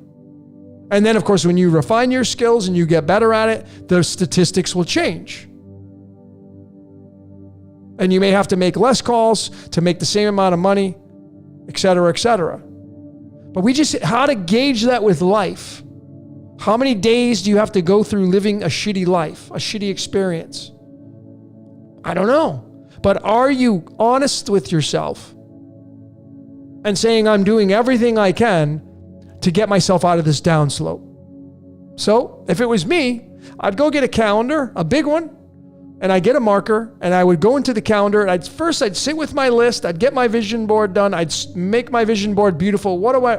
Go into meditation, go on a long walk, go to the beach, really think about, what do I want in life? What's going to make me happy? Get your list, go get your magazines, complete your vision board, put it on the wall, and then go into another meditation, tap into your higher self and say, when this day is going to happen. When am I going to get out of this? And then circle that day on the calendar. And the trick is not having expectations to it. Like, you can believe that it's going to happen on that day, but it may not. But it's something to look forward to. But I feel that people that are in the downslopes, they're not doing everything they can to get out of that downslope. They're stuck in the downslope and they're doing everything they can to stay in that downslope. So, going back to the decoding yourself, spend as much time as you can figuring out what makes you so special. Because everybody is here. Everybody right here watching this broadcast, you are somebody that's really powerful. We've all had our ups and downs. We've all had our down days and down weeks and down months and down years. When you get out of it, you're going to look back and be like, whoo, that was a doozy. And then you want to be like that surfer and you want to ride that wave. When you're on that wave and life's beautiful, you ride that sucker as long as you can ride it, because it may not last. A lot of you've had businesses. You ride the business. You had it for 5-10 years, and then something happens and it gets swept out from it, and then you got to close your doors. Are you going to cry about it, whine about it? You had a good 10-year run. No, see, you're a creator. I'm just going to go create something else. Like for me, I don't know if decoding, I don't know if this whole Decode Your Reality channel, I don't know if being a reader and coming out with courses, I don't know if I'm going to continue on this path. I'm honestly not attached to it. Why? Because I know that in my toolbox that I don't show anybody, I got plenty of other things that I can grab in my toolbox and get out there and go create with. I have the ability to do that because I believe in myself. I believe in my tools. But when you're in the space of depression, anxiety, and all that stuff, man, you're not looking at your toolbox. You're busy. A matter of fact, let me just show you, Daniel. I hope this is helping you and everybody else, but let me just show you the space that you're probably in right now. It's going to be this one. So what I'm going to suggest you do, Daniel, is open up your favorite search engine and then type in the words 5 of Cups, teach me tarot.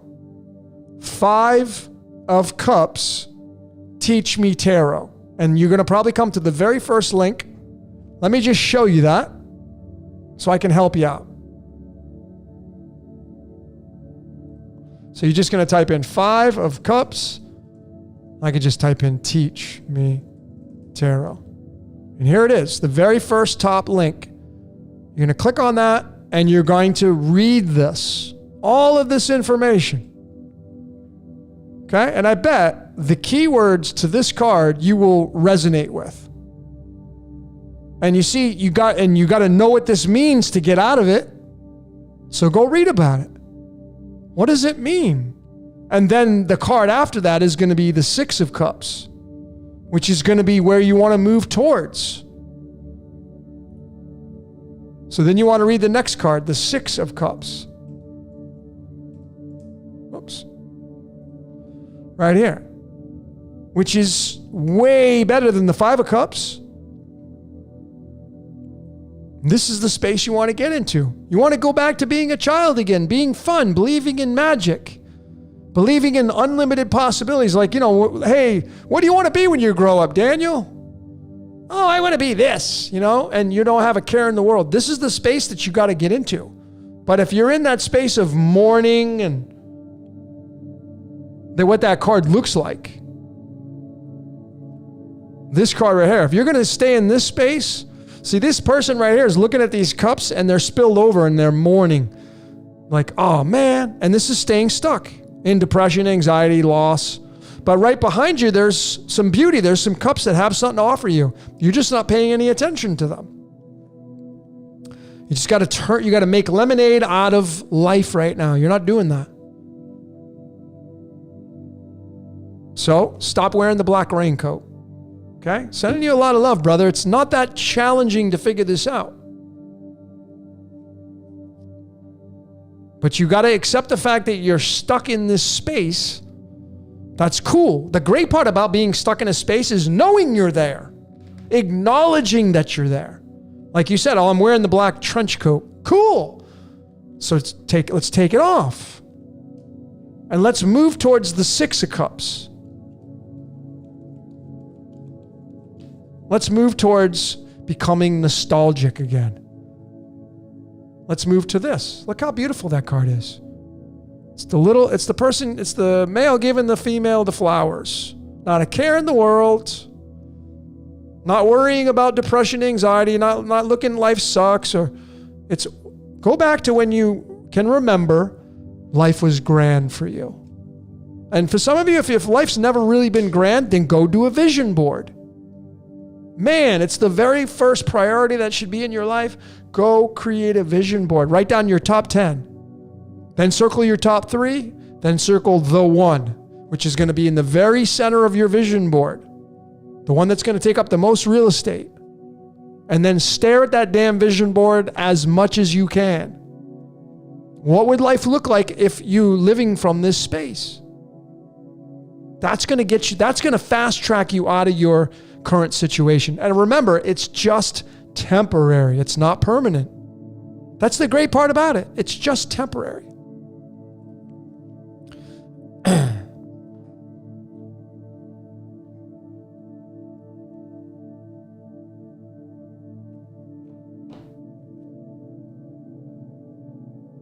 Yeah, so look at all the great comments from all you great decoders, sending love and hearts, and that's what this community is all about, man. It's just helping everybody else out, and we're becoming unified. We're coming here looking for information, and I remember a time when I was going through it. I've been through some crazy times in my life, man. I've been through addiction, been through depression, went to prison, was in the military, served over in the war in Desert Storm. I've traveled the world. I've done a lot you could say I've kind of like been that what's the movie with Tom Hanks?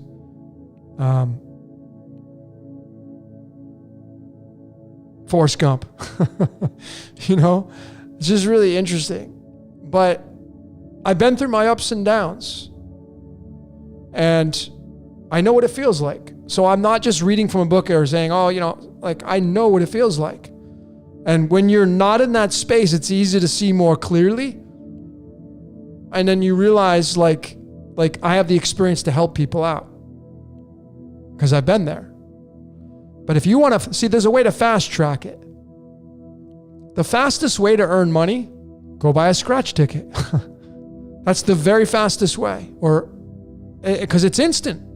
Not a lottery ticket, because you got to wait for the lottery numbers to be drawn. A scratch ticket is probably the fastest way you can earn money. Legally. You buy a scratch ticket, you get a thing and you scrape it off, and if you win, that's bam, instantly. And I think that the human being experience has gotten into that mentality of treating life like a scratch ticket. We want it now. Pay me now. I work my days. Come on, man. Where's my paycheck? We get in this process of we want to get paid right away. We want to get our return right away. And then when we get in these down slopes, we want to get out of them, right? But then we focus too much on the down slope and we just seem like we never get out of them. What's interesting about you, Daniel, is if you just for fun now, and I would encourage you to go really meditate on this, is your name is so powerful because it means the sun. Daniel is the 19 in the numerology cipher. And the theology of Daniel is Daniel got thrown into the lion's pit and was unharmed. And kind of the moral of the story here for you is that, see, you're recognizing that you're in the lion's den, but you're afraid. You're in that fear mode, or whatever your frequency of your mind is not thinking like to get out of this. So we want to help you get out of this. So I just encourage you, go make your vision board, go focus on what it is that you want, create from a space of no lack. Don't create from a space of where you're at right now, because you'll limit yourself. Create from a space where there's no lack. You are window shopping. Imagine I'm going to take you shopping and I'm saying, I'm going to fit the bill. Buy whatever you want. Well, that changes the whole parameter of shopping. I mean, if I said to every one of you right here, if I said to you, we're going to go on vacation and I'm going to pay for it, I'm going to fit the bill for the vacation. All you got to do is you got to pick the location. You pick the location, you pick the hotel. Where would that be for you? If I'm paying for everything, and I'm saying is that I'm going to give you my Black American Express card. Unlimited. We're going to go for 7 days. Where are we going? Where are we staying? Where would you pick? You see, if you're coming from a space of no limits, it's going to be way different from somebody who's like saved up enough money to go on vacation. Because well, I got to stay at the Motel 6, or I got to stay at the Treetop Inn, or I can only afford to stay at the Holiday Inn or the Westin, maybe. Because you've budgeted your vacation. So I'm saying is, if you're going to create a vision board, if you're going to create a future self of you, create it with no limitations. That's tapping into your higher self. If you tap into your ego, you're going to create from the space of where you're at right now, which could be lack, limitation. And you may not even consciously think of that. It's just a common theme in your life. Okay? So I hope that helps. All right.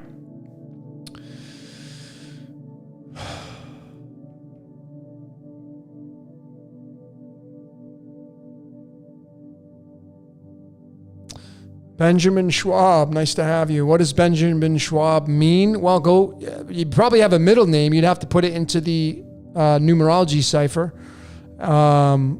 and decode it and look at the numbers and the 9 of Hearts card. Go study the 9 of Hearts card. At the very top of this chat box, I pinned a comment to go to. Click on that link.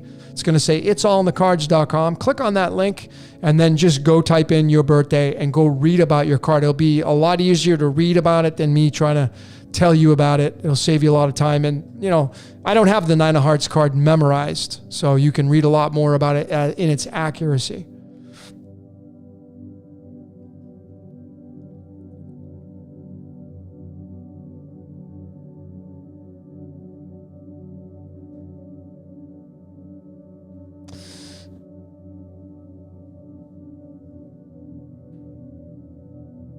Now, there you go, ladies and gentlemen. Fiji. So Crypto Angie would choose Fiji. Where would I would love to hear your comments. If you could go anywhere in the world for 7 days, any hotel, and you're not paying for it, where are we going? Where are we going, folks? Where are we going? I'd like to hear. No limits. Where are we going?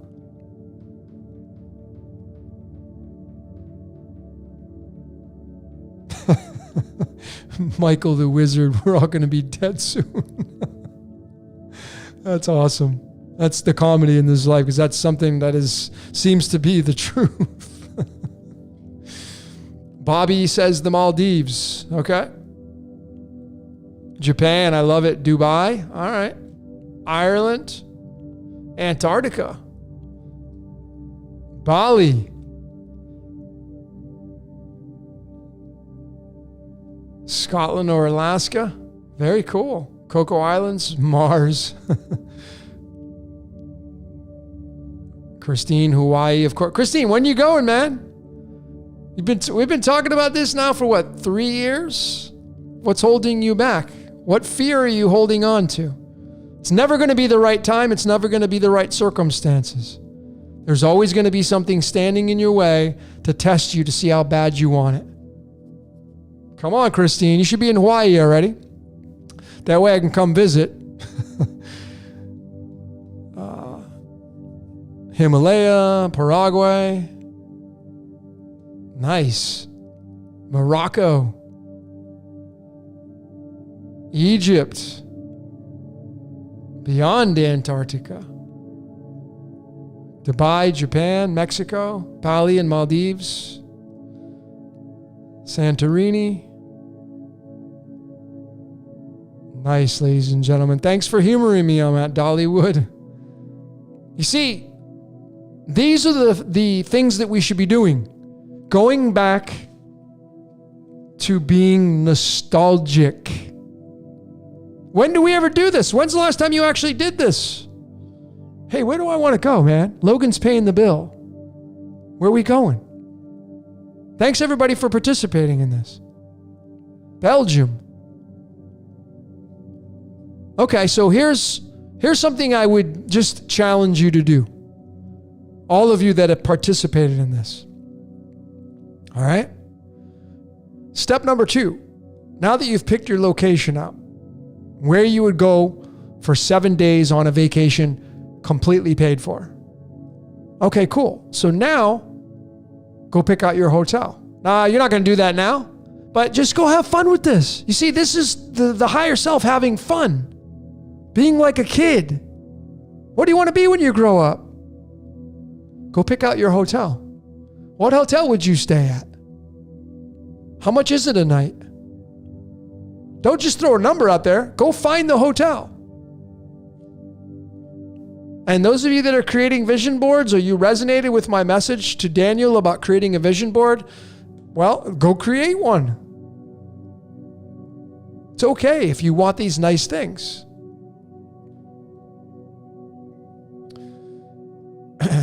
Miami's amazing. I love Florida. Miami Marlin. I'm just so used to the Mexican weather here. I love the heat, so. Venice, there we go. Yeah, man. This is how you do what's called creative visualization.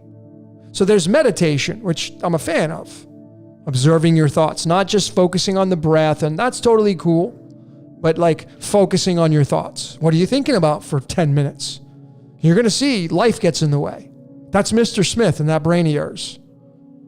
Just gets in your way. It's like, oh my God, I feed the dog. What am I going to eat? What am I going to feed my kids? That's not life, man. That's Maya keeping you stuck in the kaleidoscope. And then you get out of meditation, you go into creative visualization. A great book that you should get is called the Master Key System.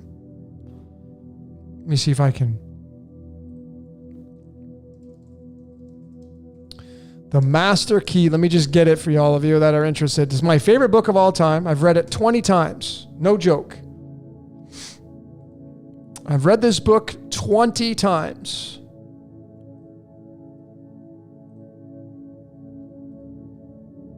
Right here. Here's the book. The Master Key System. You can get it on audiobooks. It's 24 chapters. 24 hours in a day. Every chapter is a journey. And he teaches you how to meditate. He teaches you how to creative visualization. This was written in the early 1900s. This book right here blows them all out of the water. This one right here. That's why I've read it 20 times. So I would suggest all of you getting that book if you resonated with it. But, like taking these concepts of creative visualization, putting them into what I just gave you as an exercise. Where are we going on vacation? I'm paying for it. And we're using a Black American Express card, unlimited. Where are we staying at? What kind of hotel are we looking at? Or resort? What are we doing for 7 days? These are the things that kids would do. They daydream.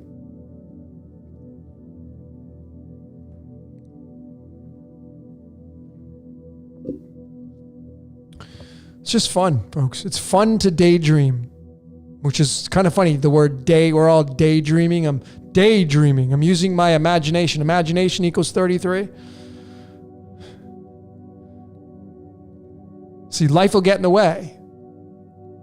When life gets in the way, you're now under the guise of life.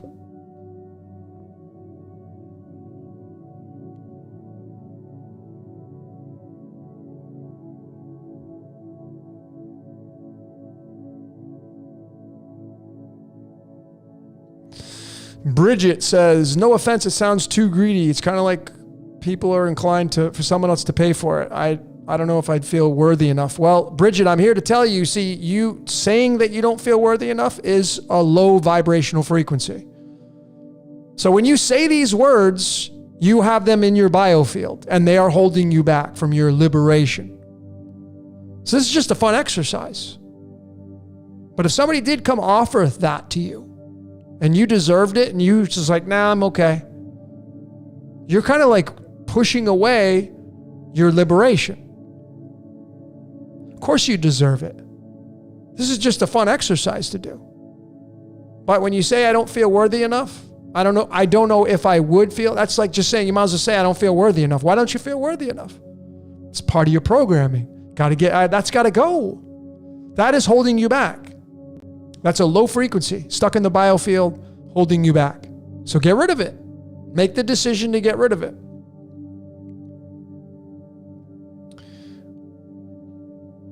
And that's okay. At least you know what you know.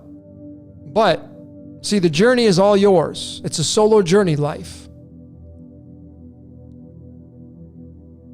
Life is a solo journey.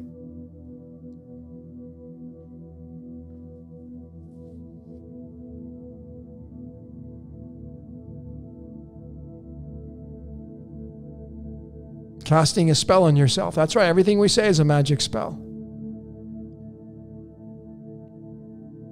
I had this meme, I can't remember, that I made up. I said, rock bottom. Rock bottom has built more success than top shelf. Think about that. Rock bottom has built more success than top shelf. Why? Because there's more value in it.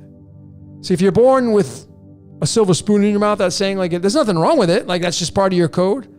But there are a lot of situations where people if you don't feel rock bottom, if you've never been at rock bottom, if you've never been addicted, if you've never been, in a situation where you feel like you're never going to get out of it, the value that you get when you finally hit the top I think is a much more pleasurable experience than just being born into a code where everything's just handed to you. So rock bottom is more successful than top shelf. Or rock bottom has built more success than top shelf. Something like that.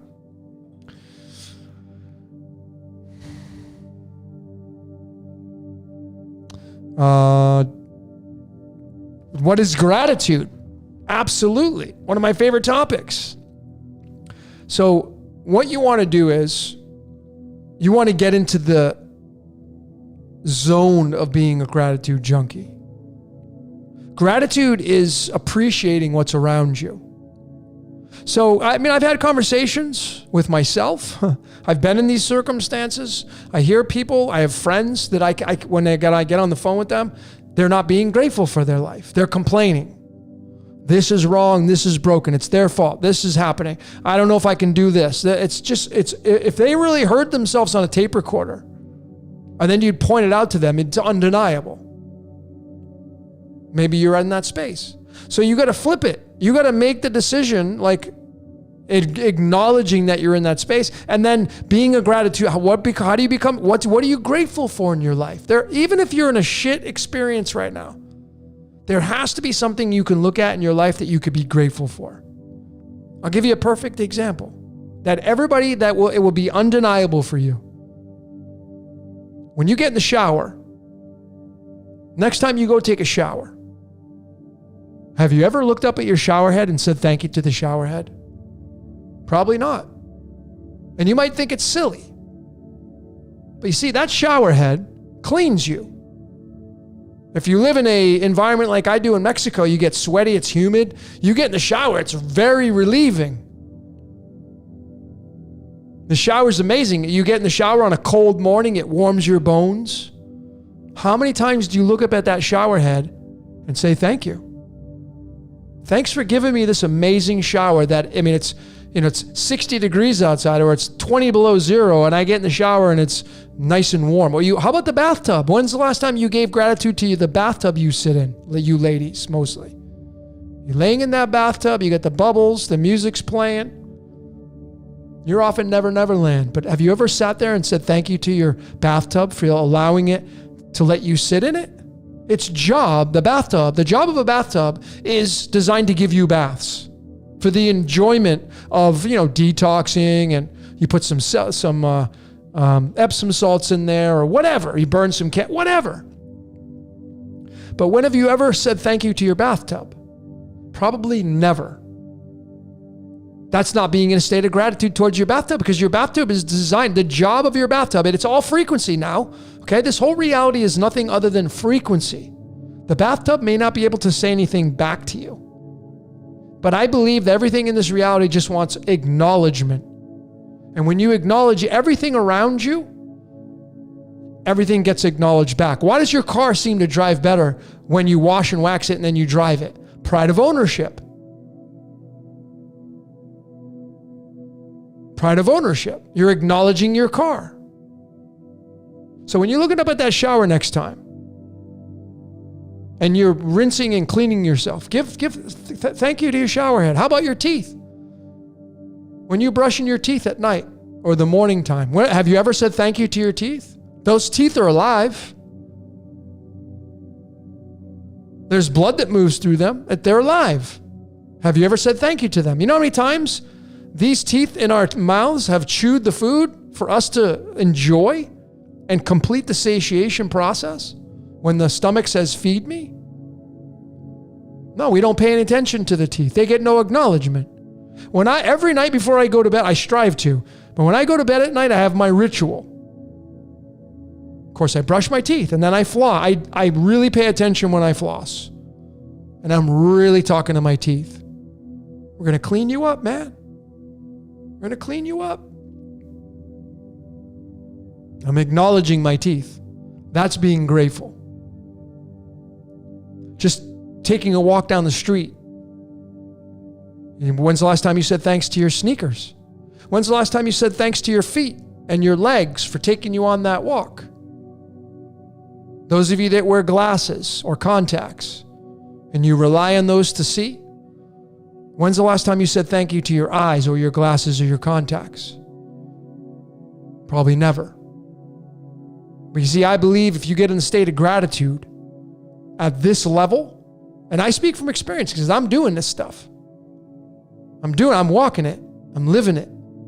I don't do it all the time, of course, because life gets busy. But I do it quite a bit.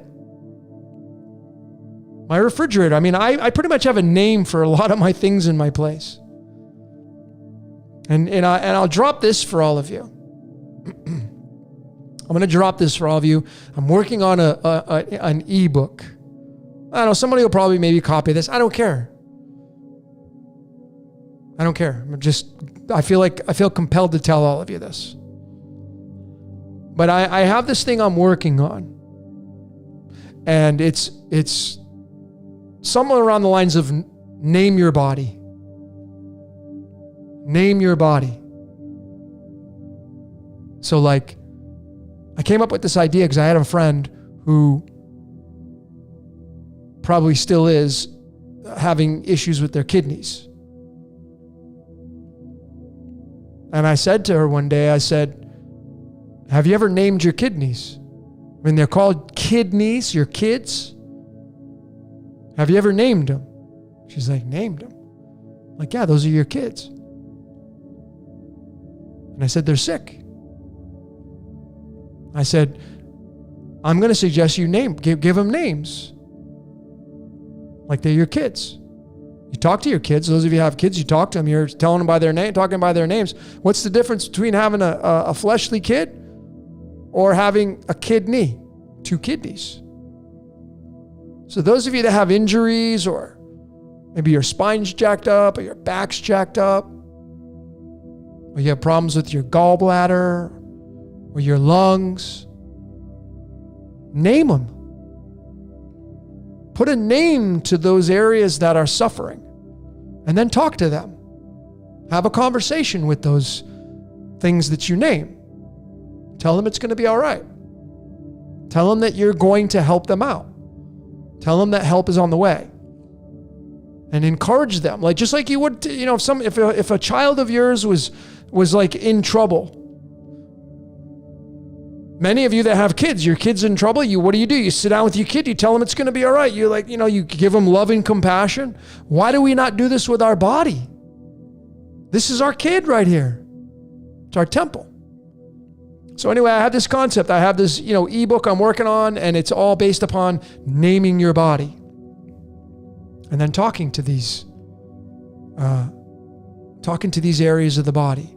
Because this, like, if you have any injuries, or if you have anything like, anything wrong with you, chances are there's energy stuck in that area. You got to get rid of it. I mean, we just did this podcast, trauma release. These are all just ideas. They're archetypes. They get stuck inside the biofield and they cause havoc. For some of you, there are havocs in your body stuck in very specific and precise areas. So if you got something wrong with you, pinpoint the area, like your tooth. Those of you right now, some of you may be suffering from a toothache, and you keep putting it off. Oh, I don't want to go to the dentist. A lot of you don't like going to the dentist. You got to stick that needle in your mouth. Oh. But the tooth's alive. And you don't pay any attention to the cavity.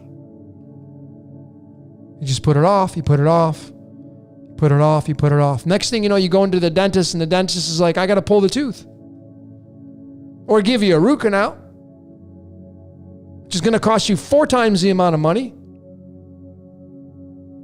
Because you waited, you procrastinated. And I say that because I speak from experience. But anyway, the point is that, see, if you name your teeth, if you have a toothache, name it. What's its name? And then tell it you're going to fix it. Treat it like it's your kid. Like it's your real kid sitting on the chair in front of you, and the kid's hurting. What are you going to do? Just say, help yourself. You're only 2, but you can figure it out. This tooth, it can't fix itself. You got to fix it. That's why I have this detox program coming out. It's prevention. It's not going to cure anything per se. It's more for prevention. But it's taking care of the temple.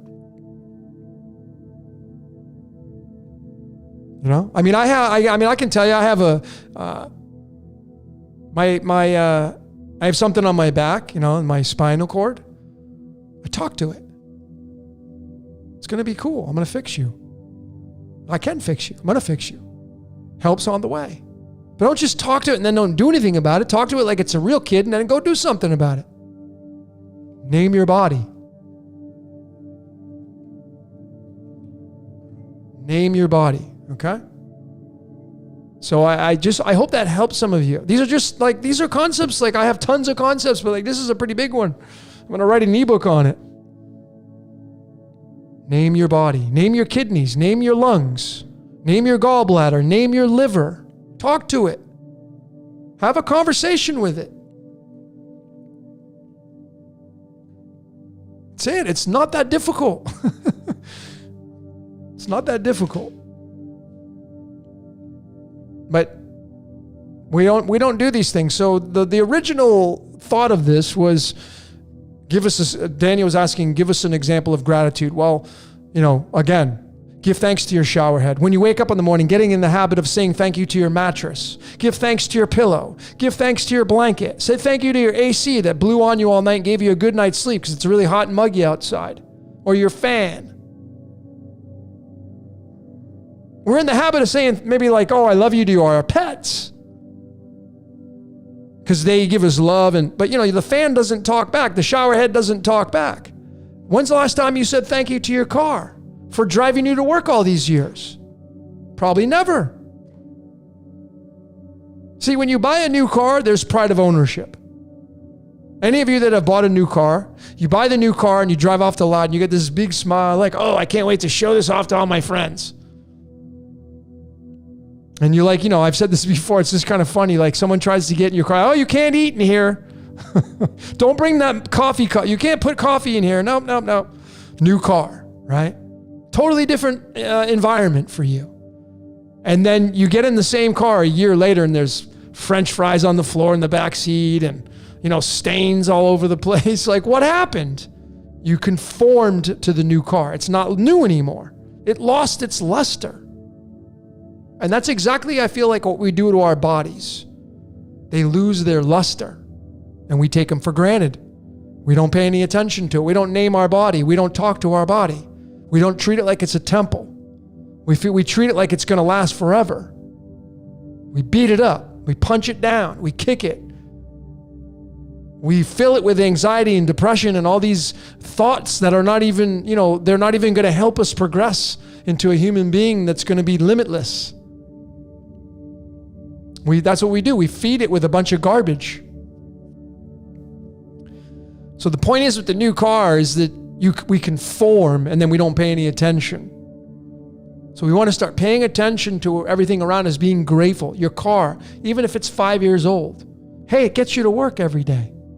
Or if it's 10 years old, hey, it gets you from point A to point B. When's the last time you said thank you to it? Probably never.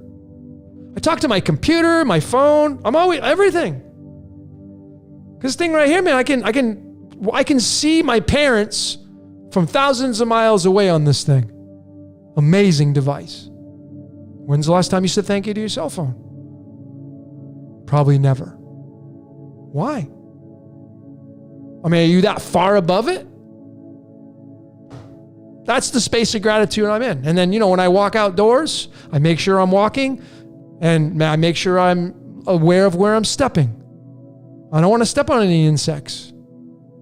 I mean, if you think about it, the human being experience, we're all stone cold killers.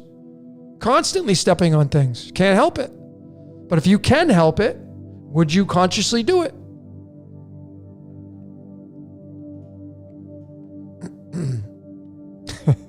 Multiverse, I love it. You got the red goddess car. Perfect.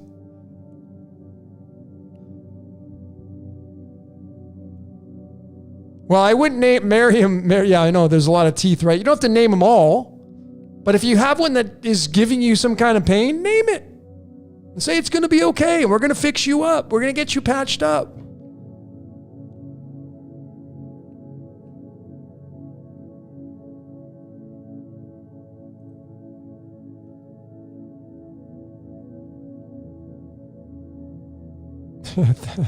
Yeah, that's the point of, this is why I wear this with pride, this shirt, and why I've taken the word junkie, which is typically a word that is really off limits, and I've flipped it and I've turned it in. See, this is the force.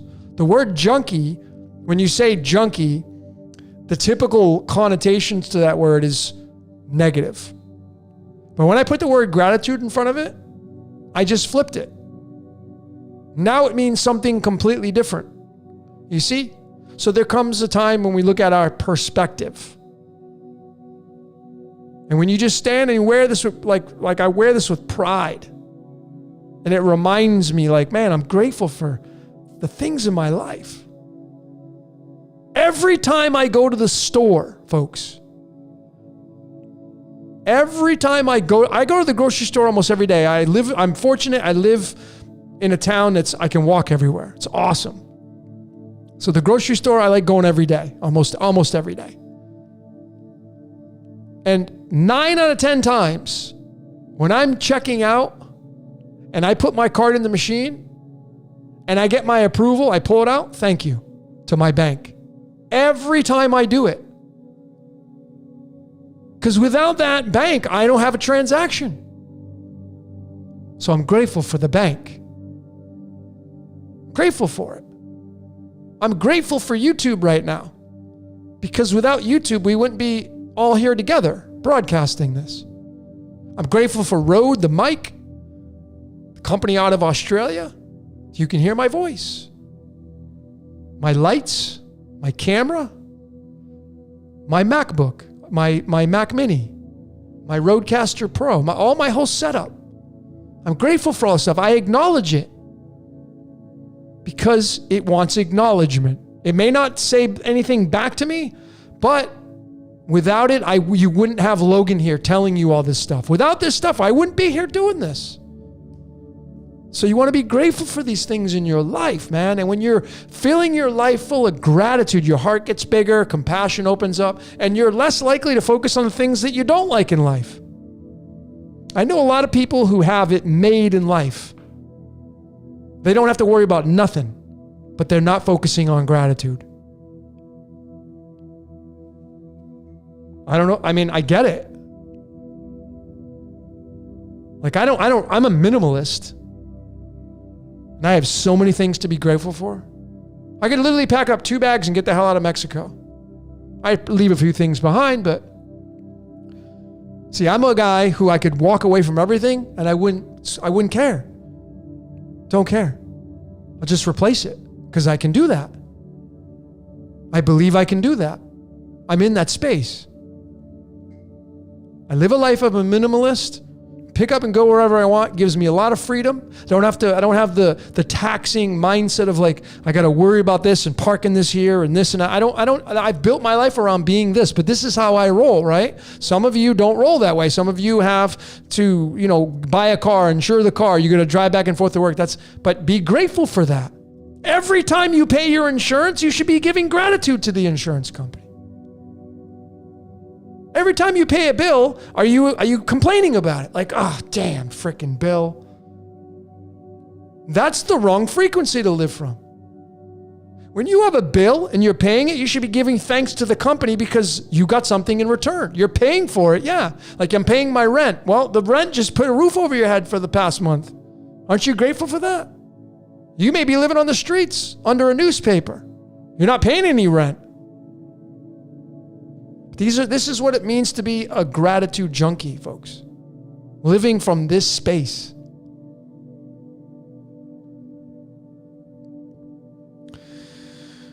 Woo, all right. Anyways.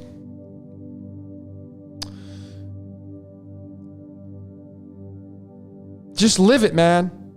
Because the thing about it is that these are just moments in time right here. You're sharing this space. It's great to be around all of you great decoders, getting some great feedback. I appreciate each and every one of you. But tomorrow's going to come, and then you may forget all about this conversation we had. You go right back to life again. I think 80% of all New Year's resolutions fail before the first 60 days is over with? That's how programmed people are. I think that's the statistics. 80% fail within the first 60 days, New Year's resolutions. If you're somebody who likes those, why? Number one reason why they fail, people are more interested in their habits they've created than breaking them. They have conformed to their habits, and those are worth more than the New Year's resolution. It was a good idea. Oh yeah, I got to lose 100 pounds. That's a great idea. I really need to be healthy, but I like this too much. I gave it a good run. Yeah, I went to the gym a couple times and no, you like how you got to where you're at more than what you got to go through to eliminate what you don't want anymore. But I think gratitude's where it's at. Acknowledging everything else around you, acknowledging the people in your life. Like, when's the last time you called somebody up that's, a really good friend that's given you a lot of stuff and said, hey, you know what, man, I freaking really appreciate you. Or done something nice for somebody.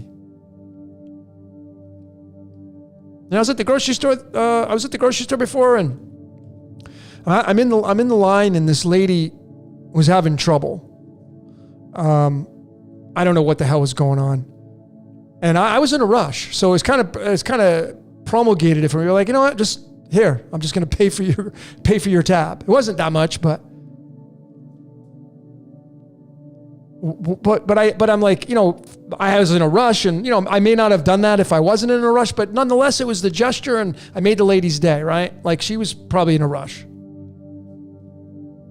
I mean, you hear these things, I'll pay for the person behind me their toll. I'll pay for their toll too. Next time you go through the toll, hey, I'm going to pay for the car behind me. Random acts of kindness. That's being grateful for your life because you can do that. I'll pay for 2 tolls today because I have the money to pay for 2 tolls. So I'll do it. But I don't want anything in return. Like I come on here, I do these 3-4 hour broadcasts. I don't want anything in return. Just pay it forward. Just go out there and be authentic with your life. Own your shit and become a better person, a better version of you. And if we all just did that, do you know how quickly this planet would turn around? Do you know how fast the ripple would be made out into this world? If everybody turned the static off on the world stage and started to pay attention to their own lives and those that are closest around you, started to decode yourself and realize, holy shit, I'm a freaking VIP. I'm a pretty important person. And I haven't been living that way. I'm not doing that anymore. Not doing that anymore. See, once you figure out who you are and why you're here, that's the fuel, baby. No excuses. And then you live in a state of gratitude because you found it. You start decoding yourself and you start realizing, holy shit, this is totally me. And then you're grateful for it. I've been emotional so many times reading about myself. It's not egotistical. It's just like I read about myself. I do it a lot because I want to know the best way to live out my life as Logan. I want to know how I'm going to show up from a default standard. Because if I show up at the highest frequency, you're going to feel it. If I show up and complain and bicker and point the finger and push up against the resistance on the world stage, that's the version of me you're going to get. That's not the version you're going to want to get from me. If I go out there and try to fight the system, you're not going to like that version of Logan. I'm going to get angry. I'm going to get irritated. That's low frequency. You don't want that Logan to show up. And I would assume that you don't want that version of yourself to show up. So if your life is not where you want it to be, do your vision board. Stop complaining. Take the matter in your own hands. Turn off the static. Spend some time in nature. Pay attention to the close ones around you. Give gratitude to everything in your house, everything around you. Do something nice for somebody. And watch how quickly your life will change. It may take a few weeks, but one day it'll hit you. And you're like, wow, this actually works. Yeah, because life's not about, it's a contradiction. Life is just you, but it's not about you. That's the contradiction.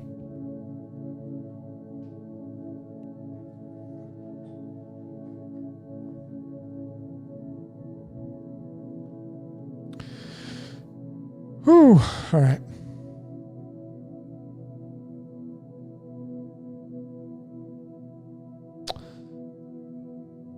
Michael the Wizard, your comment didn't make it on here, but I'll comment on it because I feel like it's not even in line with what I'm saying. You said post-virus life is shit, so done with the horse shit.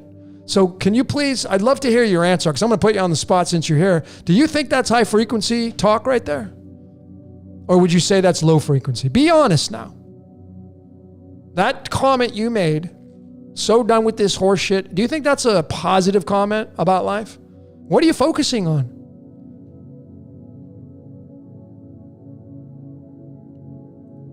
What are you focusing on?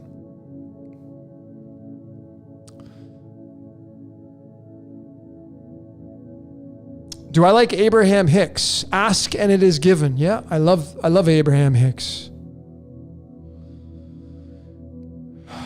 Daniel, can you give us an overview of the most important rituals you do daily? Yeah, of course. I have my routines. They're called rituals, routines. So I wake up and I'm instantly in a state of gratitude. I love my sleep. Sleep is like gold to me. I love it so much. I've always been a good sleeper. And those of you that don't get to sleep, like if you don't love sleep, how do you get to love your sleep? Well, your body may not be in balance.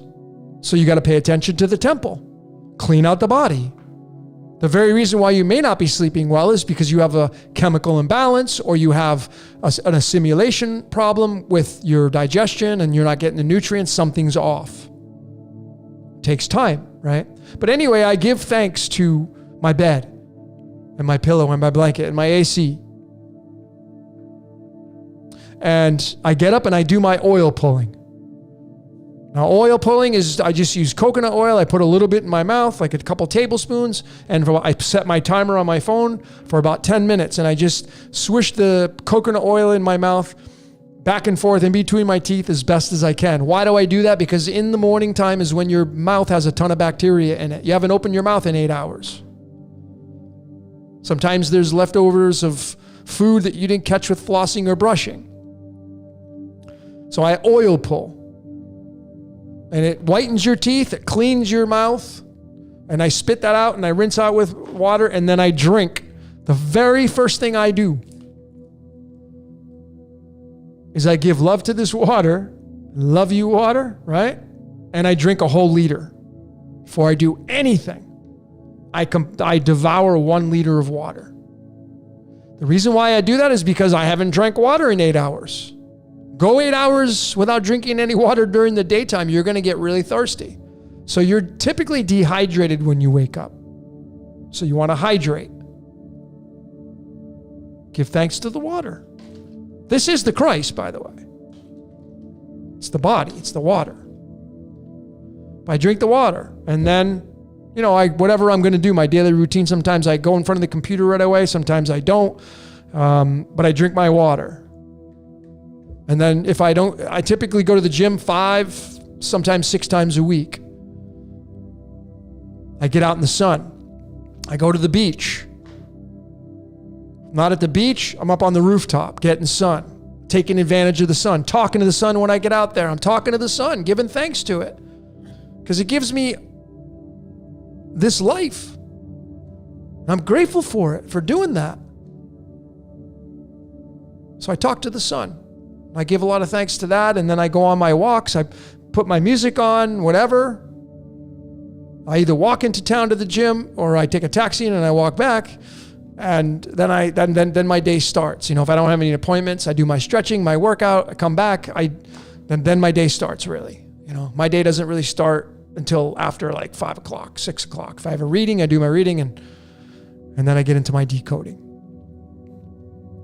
Then I go to the grocery store and stuff. But constantly reminding myself how beautiful my life is. And my life is simple. Simple.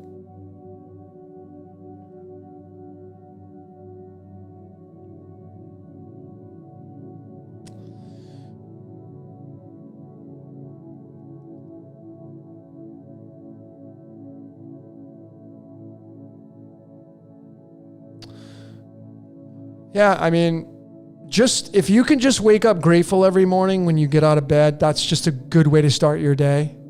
Like if you can put your feet on the floor when you get out of bed and say, I cannot wait to start my day today, you're on track. I can't wait to start. What am I going to kill today? What am I going to crush?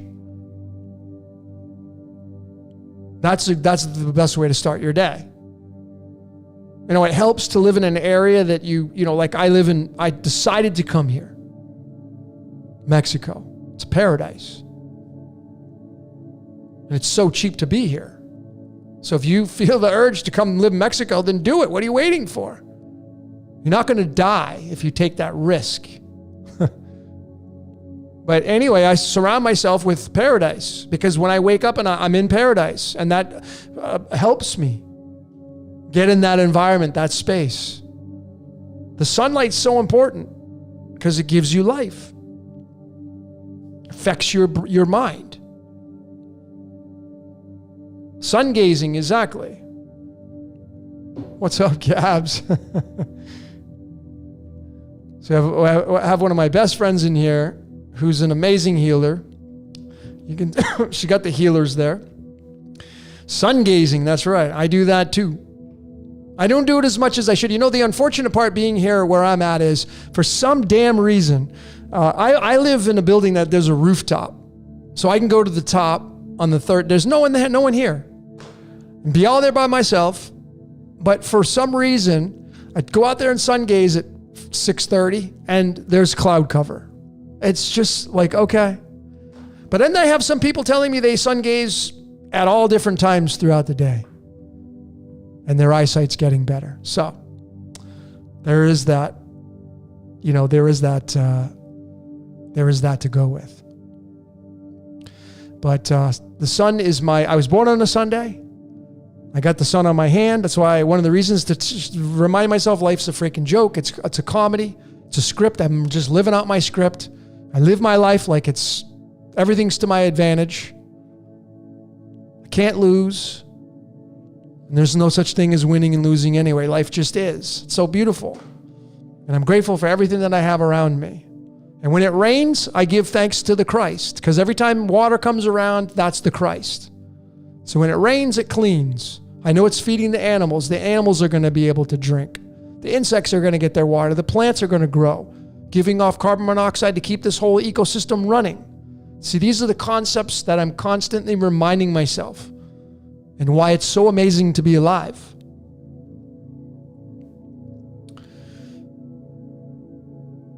You need a rock bottom t-shirt. Yeah.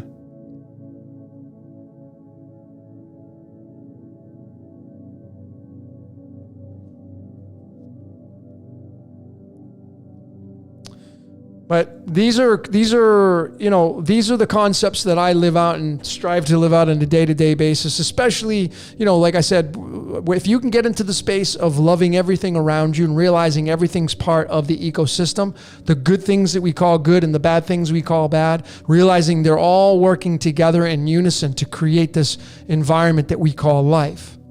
And when you can stop blaming other organizations for the things that they're doing, and they're not even part of my world. I'm not interested in what they're doing. They're going to do it irregardless. If I go fight these establishments, I'm lowering my frequency to fight against these establishments. I'm not interested in doing that. My energy is precious. My gas is precious. So in order for me to go fight a system or go fight an organization, I must first lower my frequency. You can't go into a fight with a high frequency. I'm going to stay up here in Neverland. I'm going to stay up here in Nirvana and I'm going to go fight that low frequency. You can't do that. So the advantage to keeping your frequency slightly slightly above the heart, the blood says it all. The blood is 7.3 to 7.4 pH. If you follow the pH scale, it goes from 1 to 14, and the very dead center is 7. The blood is slightly alkaline. It's 7.3, 7.4. That's perfect, the blood. That's where you want to be. Slightly alkaline. You want to be neutrality, the middle path. Slightly service to others. And forget about the ones that are playing the game way over here. Forget about Darth Vader. Darth Vader's going to play out irregardless of whether you jump in and start giving him your lightsaber. Let somebody else do that. Once you create a symbiotic relationship with the devil, you're now entangled with the devil. Now you got somebody to blame or something to blame. Well, there's the devil, man. The devil's behind it. See, now you've instantly created a symbiotic relationship with the devil. See, I've cut those ties. Not interested. I don't want to play that game. I've essentially thrown down my sword. That doesn't mean I'm a coward. It means I'm smart. Because the way to win this game, ladies and gentlemen, is to be neutral, to be an observer, realizing you're in a theater, you're in a movie. Your life is a script, predestined, and you can't lose. The way you will fast track losing is if you jump into the game and you go ahead first into the game. So if you want to go ahead and experience what life really has to offer you, go turn on the politics. Go start rooting for the Republican or Democrat of your choice. Go get involved in the mainstream news. Go get involved in the hot topics on the world stage. Go give those your energy. Go give it your gas. Go give it your magic and see what starts to happen to you if you continue to do these patterns day in and day out. Because nobody rides for free.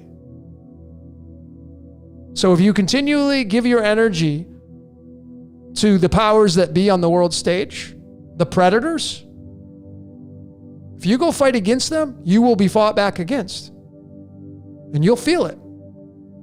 Personally, I'm not interested in that. I like my peace.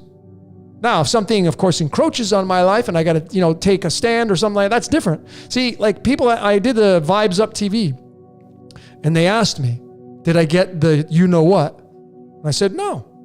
See, me saying no and not doing it should be loud enough for the world to know where I stand. I don't need to go protest and hold up a sign. I don't need to go and create a video and get kicked off YouTube. And people brag about this. Oh, I got a strike and I got 20 strikes, so that means I'm on to the truth. What are you talking about? No, you're encroaching on a predator, and they're not just gonna sit there and let you hash out what they're gonna defend their turf. So if you go ahead and jump into the game, well, you're going to play by those rules. I'm not into it, man. That's just how I am, man. I just don't. The game to me is not. It's not appealing because there's so much illusory stuff going on. Like I was into, like, you look at these, things that happen on the world stage. People losing their lives. It's like, you don't know what to believe in. You got this crisis and crisis actors. So you're just like talking about this and you're giving it your gas and your energy. Did you hear about that? Oh my God. Did you hear about the school over there? And it's like, it's okay. Yeah. That's dirty laundry. And you're just continually sharing it with other people. And you know what you're doing? Essentially, you're keeping it alive, because every time you give your energy to these concepts, these ideas, whether they're real or not, you end up giving you're keeping them alive. You're partaking in that whole entire concept. And even if it's not even real, even if it's a made up thing, you giving it your energy has now made it real. And there are people that believe it's real. So if you stop giving your energy to that kind of stuff, you detach from it, it no longer is part of your reality. It's still going to play out, but it's no longer part of your reality. And one of the reasons why I came to Mexico is because I want to be in paradise. I want to be away from the craziness. I don't want to be subjected to it.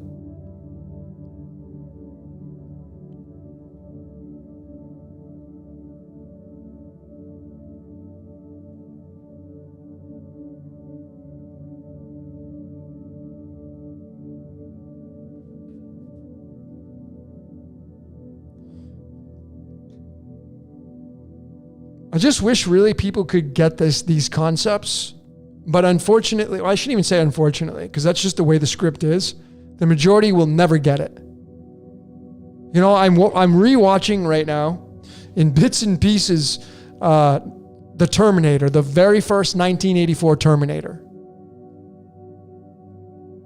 And I'm looking at all the stuff that's going on in the movie, and the clothes they're wearing, and there's an answering machine. Remember those answering machines? You have to leave your message after the beep, or whatever funny stuff you wanted to put on there.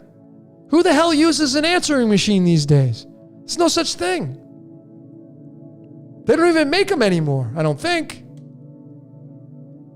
I'm looking at the technology and what was going on back in 1984. I was born in 73, so I was 11 years old. I don't even remember what the heck I was doing in 1984. But I certainly wasn't at this conscious level that I'm at now. I was knee deep in the game. I was very religious because I was raised in the JW religion. At 11 years old, I was knee deep in the religion. I had created a symbiotic relationship with that religion, with the devil and the God. That was my life. And I looked at life like, if you weren't part of what I'm doing, you're not going to make it. Judgment. The judger. Essentially, that's what a lot of religions do. If you're not part of my religion, well, you're on the wrong side, pal. And then you're instantly judging other people. It's easy to do. And you don't consider it judging. You're just like, have you been born again? And if you haven't been born again, oh my God, why not? You haven't taken Jesus as your Lord and Savior? And it's like a crime if you don't. And then you get crucified for it. But that's life. That's what life does. That's the game. And the game that we live in, it needs players. Make no mistake about it, ladies and gentlemen, this is a game. And the game needs players. And the players that we all are, we're the cells in the battery. And we live in a self-contained system, and it's a battery. And we charge it up by our activity, by our emotions of love and fear, back and forth. And when you sit in the middle and you're in control of the love and fear to a certain degree, you're the master of your domain. But if you're jumping off into the game and you're diving into politics and you're getting emotional at the debates and you're getting mad at this establishment and it's the government's fault and they screwed me over. And if you're in that space, you're not the master of your domain. You're heavily involved in the game. And if you're like me, I'm over that crap. I'm over it. But that's me. Some of you here may not agree with that. Some of you may be heavily involved in the game and you're going to defend your life, and that's totally fine because I'm not here to change your mind. I'm not here to coerce you. That's not my job. I'm a tour guide. I'm going to show you the amusement park. I'm going to show you all the rides. I'm not going to tell you what rides to get on. It's not my job. Not my responsibility.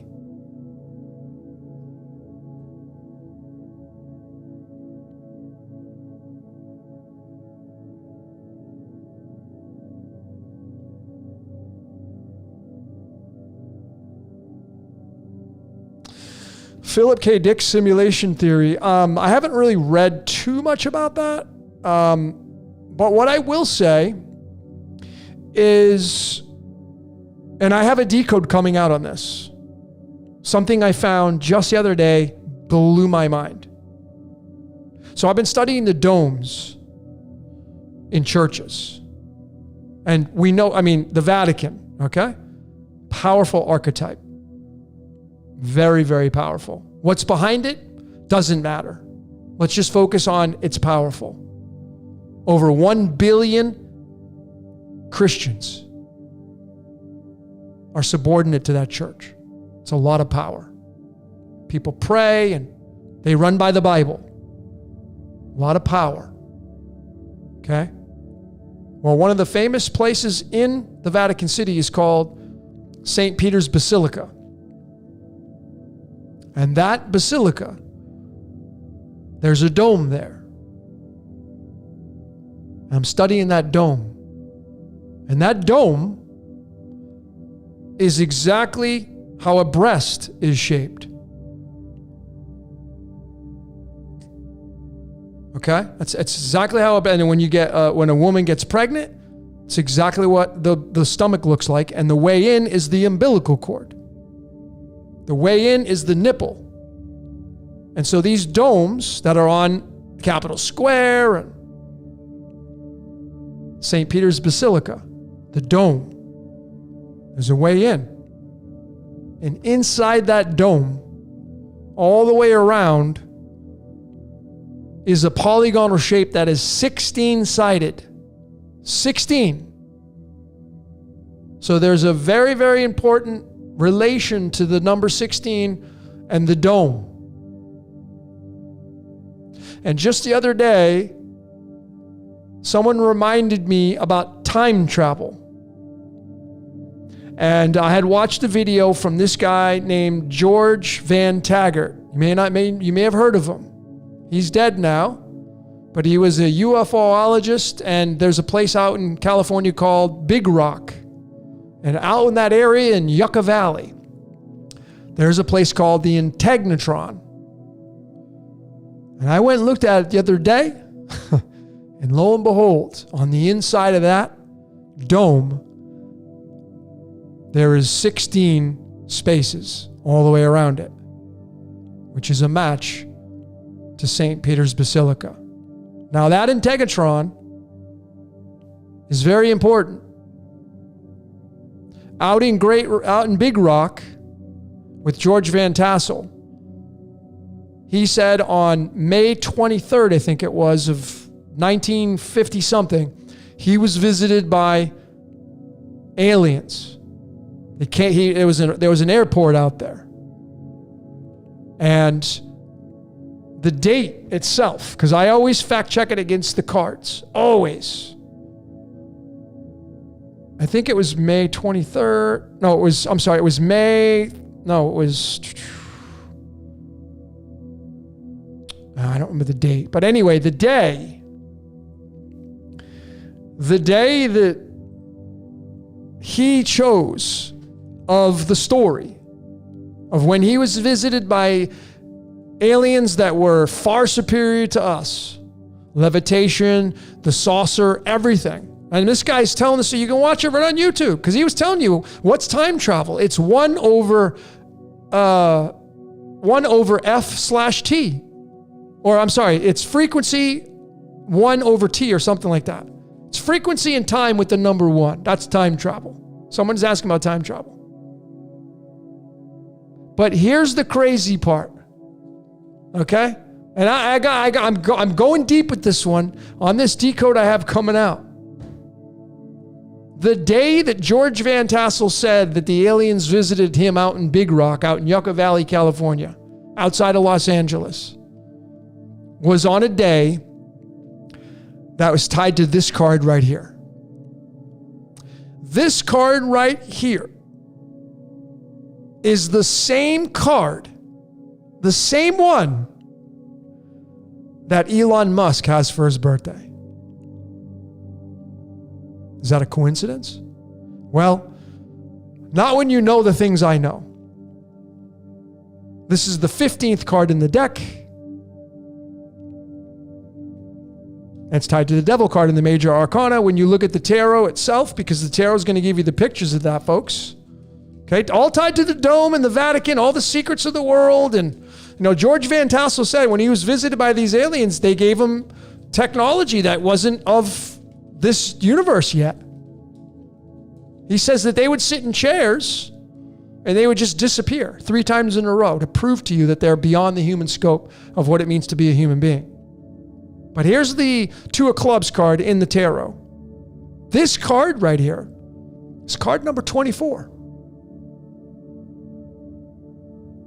And this card is all about the world in the palm of your hands. What are you going to do? What are you going to choose? The 2 pillars on each side? Boaz and Yachin, and you're standing in the middle with the world in the palm of your hands. What are you going to do with it? This is all about exploration. Coming down, this card is all about, this is the mental realm. And 2 always means duality. What are you doing down here in duality? And Elon Musk's birthday is this card, and George Van Tassel was visited by aliens. His story is this card linking up into the story of what he said back in 1950 something. You think that's an accident? Something to it, folks. And it is tied to the Dome and the number 16.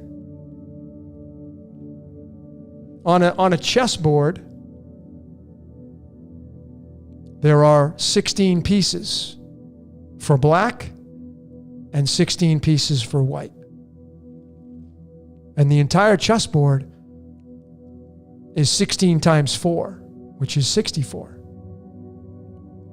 64 squares in a chessboard, 64 numbers in the I Ching system, 64 possible codons in our DNA. 64th element being the GD element and gadolinium representing the television screen.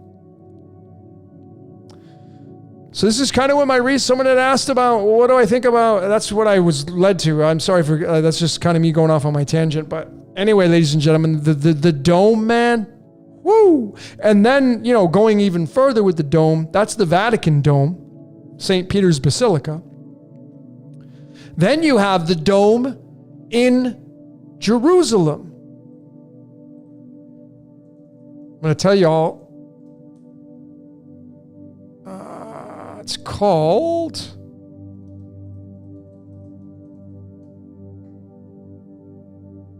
no, let me hold on a sec.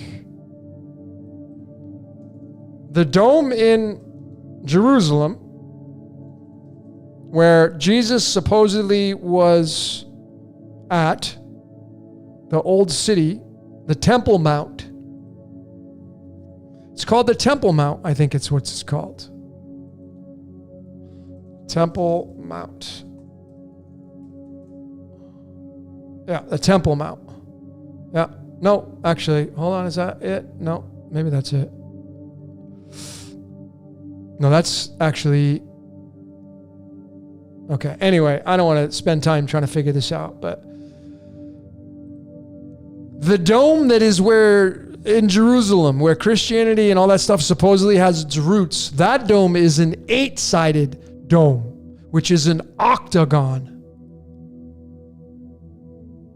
So in Jerusalem, which is the precursor to Vatican City, having 16 layers to their polygonal shape,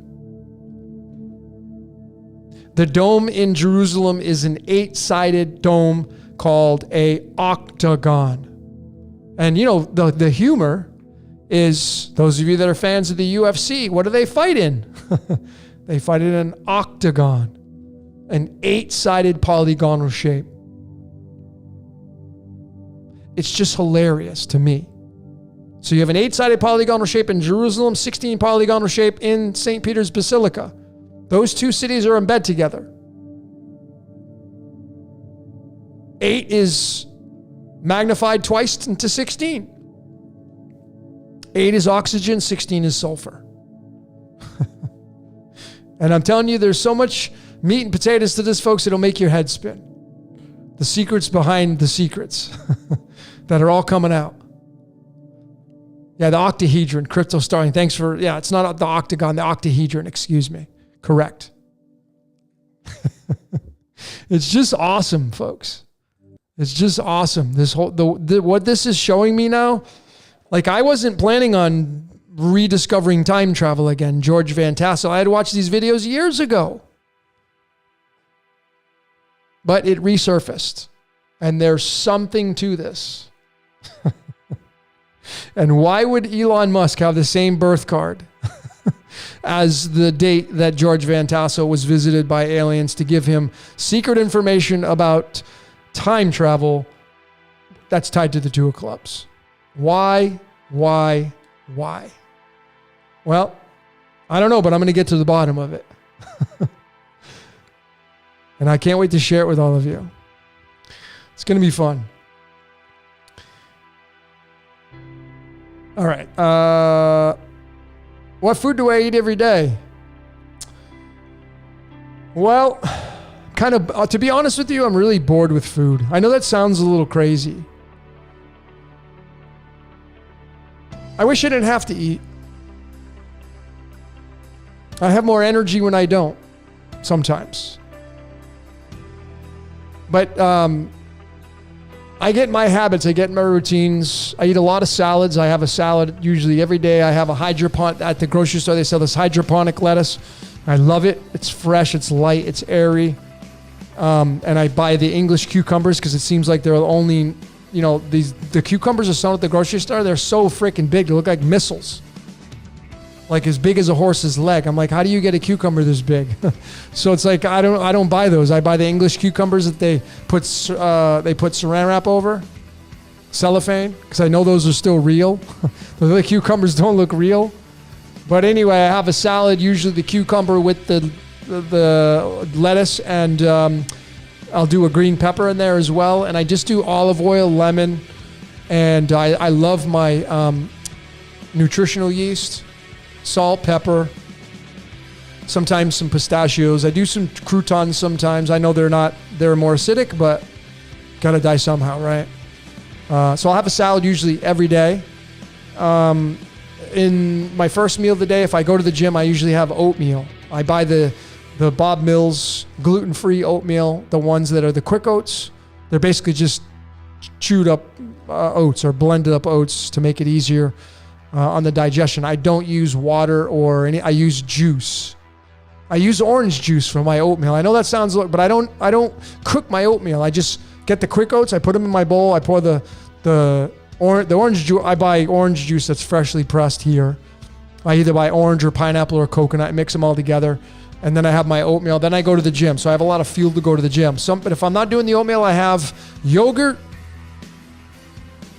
And I have usually a grapefruit and some pineapple or an apple. And then I put some blueberries on there. Sometimes I'll put a little bit of honey. And then I go to the gym. And then I come back and I have, sometimes I have a protein shake.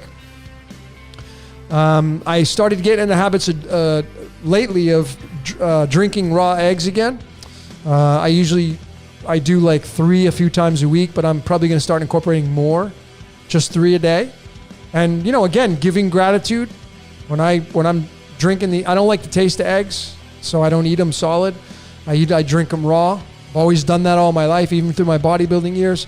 And I'll give thanks to the egg before I down it. And then I will have like steamed broccoli, a lot of steamed broccoli right now, asparagus, and peas. I love peas. I can only get frozen peas here, which is fine by me. I just heat them up, throw some coconut oil and some garlic in there, salt and pepper. I'm easy peasy. I like it simple. I just eat to live. I've kind of succumbed to the fact that, it's nice to live in the U.S. and out here in Mexico, the restaurants aren't all that great. So it kind of saves you from eating out. Being in the U.S., you have more options, obviously a lot more options and a lot of more temptations to go out and eat at restaurants. But ever since I stopped eating meat, I've kind of lost my attraction to restaurants. Because, when I go to a restaurant back in the day, I'd have a steak or chicken or fish or something like that. And it's like, that's what tastes really amazing. Like vegetables were the side dish. And now I just, pizza's really the only thing I get excited about. If I go to the US and there's a good pizzeria, I will get excited about that. Or I'm a huge French fry fan. I know they're not healthy, but something's got to kill you. So I'm a huge French fry fan. Big time. Potato chips, French fries, huge fan. So that's pretty much what I have. And then I do my apple cider vinegar. I do, I don't know, maybe like a shot of that at night before I go to bed with some water.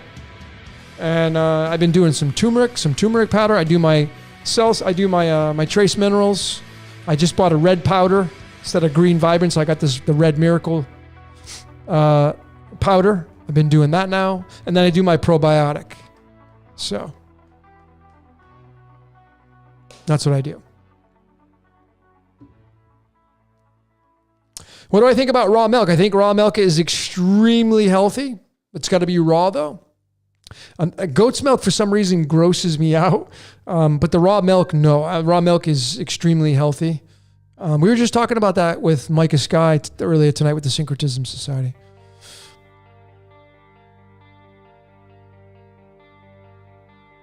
Yeah, turmeric's awesome. Cayenne's amazing.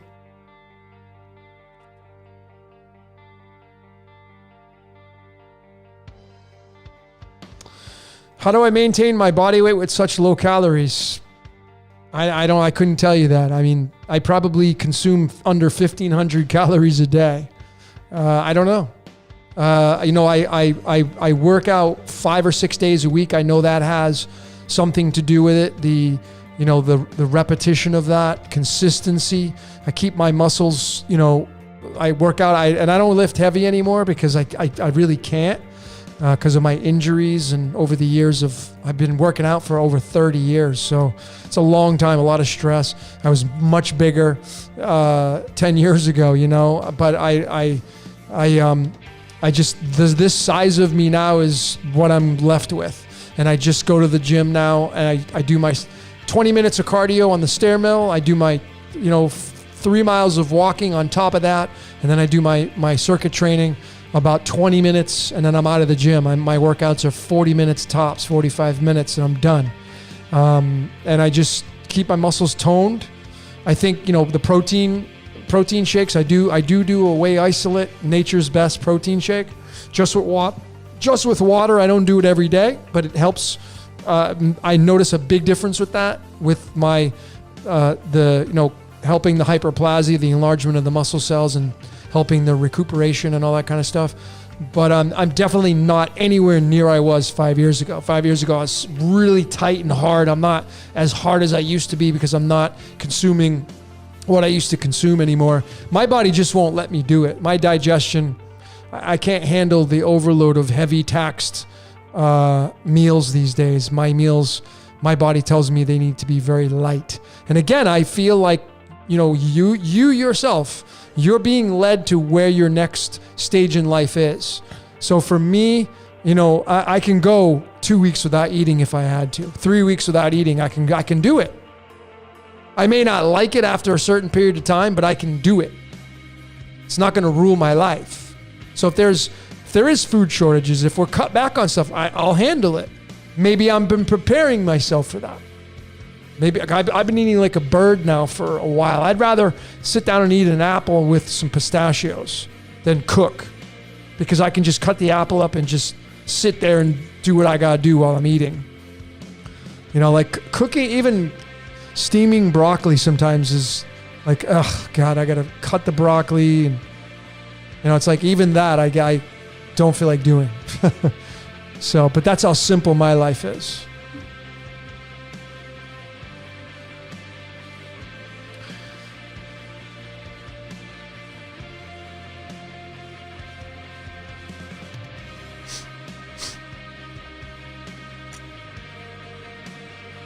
Am I addicted to working out? To some degree, I think, probably one of the biggest busters of my ego was shrinking down in size, because I used to be so much bigger. I used to be, over 200 pounds, 210 pounds, shredded all the time. And, it's not that difficult to maintain that. It's just you're in this routine of consuming a lot of calories. I was eating a pound of meat a day, with this protein mentality, and, the gym was a huge part of my life. I was in the health and wellness industry for a long time, competitive bodybuilding, all that stuff. I was in there. And then getting rid of all that and moving into a space of now using my mind and the mystical arts, where it doesn't involve, I could just sit behind an avatar and it wouldn't matter, because people are after the information, and the information has nothing to do with what the body looks like, right? So the biggest ego buster for me, or one of the biggest, was being able to let go of what I once was. Same with the hair. Like, I shaved my head twice in my life. Once when I went in the military, and then I did it back in 2010. My friend Hope says, hey, Logan, if you shave your head, your life is going to change. And I was so attached to my ego, right? The way I looked. And so but I did it. And I didn't like it at first. I was like, oh, did I do the right thing? I wasn't in the same space as I was now, but I'm ready to do it again. Just because I want simple in my life. Simplicity for me. But that's me. So, but the weight and being addicted now to the gym, no, because I just go to I like the way I look now. I've adopted that, and my ego, because you're never going to get rid of the ego. My ego's satisfied. Because you got to satisfy the ego. But I've learned to train my ego to be like, hey, this is what you got now, man. This is what you got. Look, I really link it to, like, if you're a female, and you may have gotten breast implants, and you conform to the breast implants, you're going to get different looks from people. If you get them, you got them for a reason, and then you're going to show them off, probably, and you'll conform to the response you get from people with those. And then if you're like a lot of girls, they're getting them they're explanting them out. And I feel like as a male, I kind of went through that. Like, I didn't have breast implants, but I was 30 pounds bigger. And it's like, if you're a girl and you have breast implants and you're getting all this attention, and then you take them out and now you're not getting that attention anymore, that's a huge ego buster. How do you deal with that? How do you cope with that? And there's going to be a period of time, man, it's just going to really wear on you. So it's just, I feel like, the proper way to get back to balance again is eliminating some of these things that feed the lower dragon, feed the ego. That's the challenge. Because what you have is, let me just show all of you. If you use the chakras, right here.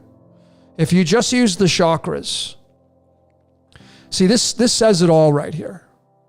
Because what you have here is you have theology, you have the 6 days of creation and the day of rest, where the crown position would be. And of course, what the funny part about the third eye chakra is the last day of creation is tied to the third eye, and the third eye is the single eye, and the single eye perhaps is the dream that we're living in, the cosmos having a dream in its third eye, in its imagination. And that's the last day of creation. Is that a coincidence? But nonetheless, these chakras right here will tell you all about your reality and the reality around you. You see, where you want to be is in the green section. This is home base, the heart, the anahata. And the word earth is an anagram of the word heart. So you're going to have two sectors that play out on the heart. You're going to have the lower chakras, which is where hell is. That's why fire is red and orange and yellow. And this is where the kundalini starts. And this is where the fun is. Sacral and the root. This is all sex, orgasm, satiation in the stomach, feeding the body when it's hungry. Feeding the procreation is where, babies are made down here. It's sex and all that. And this is where all the fun is. But then you have the symbiotic relationship with the lower chakras in the upper section. So this would be heaven. And this here, if you're not used to using this area, can get boring. That's why a lot of people, the majority of people, don't meditate because it's kind of boring. There's no payoff. You see, you get a payoff down here in hell. If you have sex, you get the payoff of an orgasm. If you feed your stomach and your solar plexus, you get the payoff of you being content. And the stomach starts to digest the food. But you see, if you're willing to step in the area of the green, this right here is the neutrality area. And you're going to play off both sides all the time. You're either going to be using your heaven place or your hell. Most people stay down here in the lower chakras. The game of life itself is a symbiotic relationship between the two, but the main driver, the main energy of the game of life is down here in the lower chakras. You don't want to stay down here. So if you're into finger pointing and the blaming and thinking that everything is out to get you and the boogeyman and the evil, you're going to stay down in the lower chakras. And again, it's very enticing because that's where all the fun's at. This is where Mr. Smith is. But if you come here to the middle path, this would be where the third eye really is, the middle. If you flip this chart on its side, you would have the middle. The right eye would be on this side, the left eye would be on this side. The very middle is the third eye, the heart. And this is home base. And this is the observer. Knowing that you can look down at Darth Vader and be like, I see you. I see you, Apex Predator. I see you, Vatican. I see you, religion. I see you, sports. They're all down here. And then if you're heavy down here, some people, they're like, I need God in my life because they're living in hell too much. Then they come up here to offset that. And you come up here to feed the heavenly realms, your crown, and that's why it's called the crown. But remember, the blood's pH is right here. And the blood pH is going to dictate whether you live or die. The blood is 7.3, 7.4. It is going to be right around this area right there. Slightly alkaline. And if it goes to the acidic side, you will die. If it goes up too alkaline, you will die. So in order to be a human being as an avatar, you need to be what the blood is, which is slightly love, slightly alkaline, slightly service to others. The law of one material. is all about the pH balance. So when you get out of the blame game, when you get out of these constructs of the boogeyman and the devil and Luciferian garbage, all this nonsense crap, that's all part of the lower chakras. Oh, it exists because the idea makes it exist. When you can become an observer of it and realize that it is part of the constructs of this reality, it's duality. And stop doing the blame game, you're free. You're absolutely free, because no matter what, even when you get rid of these constructs and you become an observer, these constructs are still going to happen. The church is still going to exist. Just like the apex predators that want to, their job is to control everything, it's still going to exist. It's not going to go away until something radically changes on the world stage. But that's how it works. It's just so easy to see with the chakras. But people don't pay attention. And the blood is perfectly telling you how the game works. So if you want to go have fun, the big meme is like, in heaven, all the interesting people are missing. If you want to go have fun, that the typical fun of life is all lower chakra. Let's go out to eat. Let's go get drunk. Let's go have sex. Let's go have an orgasm. Let's go play. That's all fire down there. And some of you, we all partake in that to some degree. Then you have these, monks and people that dedicate their lives to staying up in the higher chakras. And then, you hear of I'm not saying that it's wrong to do that, but it's like, is that really how life was meant to be lived at? Staying stuck in an area where all this temptation and you lead this life of wearing this orange jumpsuit all the time. And maybe if that's what your code is.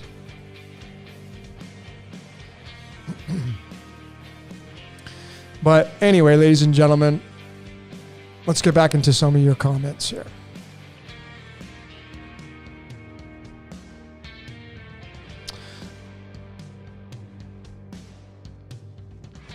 Michael Lewandowski, try having an orgasm by just feeling two souls being one. Yeah, I'm sure that's pretty amazing. I don't even know what that's like. I can maybe kind of imagine it, I guess. Ladies and gentlemen, that's why the game of life exists. The game of life needs players. So if you bring theology into this, theology, the most popular spell book on the world stage, the Holy Bible. Now, the oldest is Hinduism. Now you get into the Upanishads. Same story, different wardrobe. But it says, go subdue the earth. Go hump. Go make babies. Go screw. Why? Because this reality needs human beings to give off energy. This game needs human beings so the architect or architects can come down here and incarnate into these bodies to experience its own game. That's why. Westworld. You ever seen the show? There's a lot of truth in there, I think.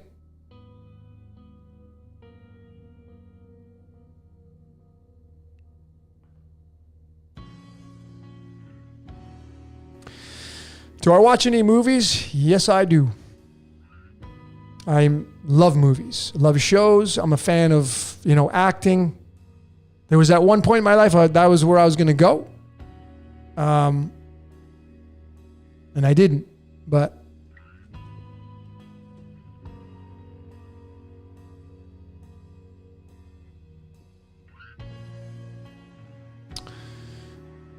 what's up, Luigi? Hey, Luigi, is this Luigi Morris? Is that the Luigi that was here down in Puerto Morelos? You're in San Francisco? You got your hand? Stop. Is that you? Or 555? Is that you, Luigi? If that's you, what's up, brother? This guy, Luigi, man, is one of the first people I met when I came here to Puerto Morelos, and then he left and went to San Francisco. So big shout out to Luigi Morris, if that's Luigi that I know, from Italia.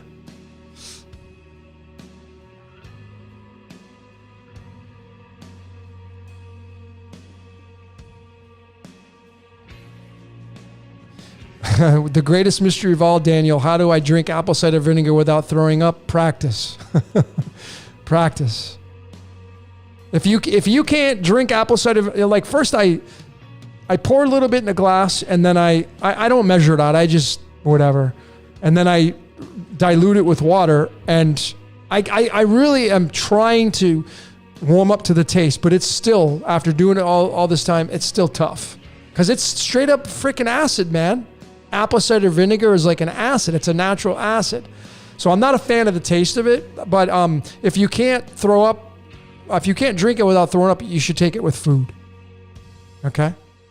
And it just takes some practice. Just dilute it. Just maybe do like a teaspoon and work your way up. Do it in a gradient measurement. What's up, Luigi? Nice to have you, brother. Yeah, just send me an email, decodeyourreality@gmail.com, and I'll get your phone number. Decodeyourreality@gmail.com, and I'll get your phone number. We can connect. That's awesome. You're still in San Francisco. Are you coming back here to Mexico? Super Mario.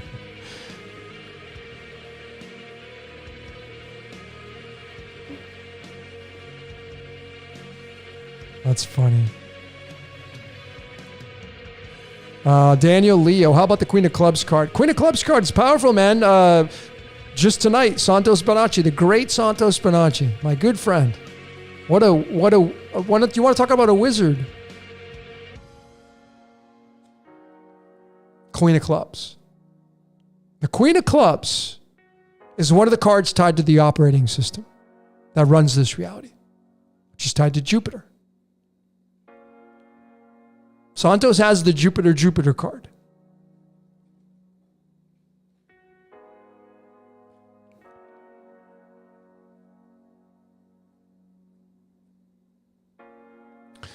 So yeah, Santos is he is a beast. But he's the Queen of Clubs, Queen of Wands. And the Queen of Wands in the tarot, by one observation, is card number 35, and the word simulation equals 35. The Queen of Clubs is tied to the operating system, which let me just show all of you, because I know we have a lot of card fans here. Let me just show all of you the chart here. So this right here is the boilerplate chart for the cards of illumination. And I have a course I'm going to be coming out with. I'm just going to give it for free to all of you that are interested in it. It's going to be just kind of an introductory course. But nonetheless, there are two sides to this. To the right, all of those cards to the right are called the life spread.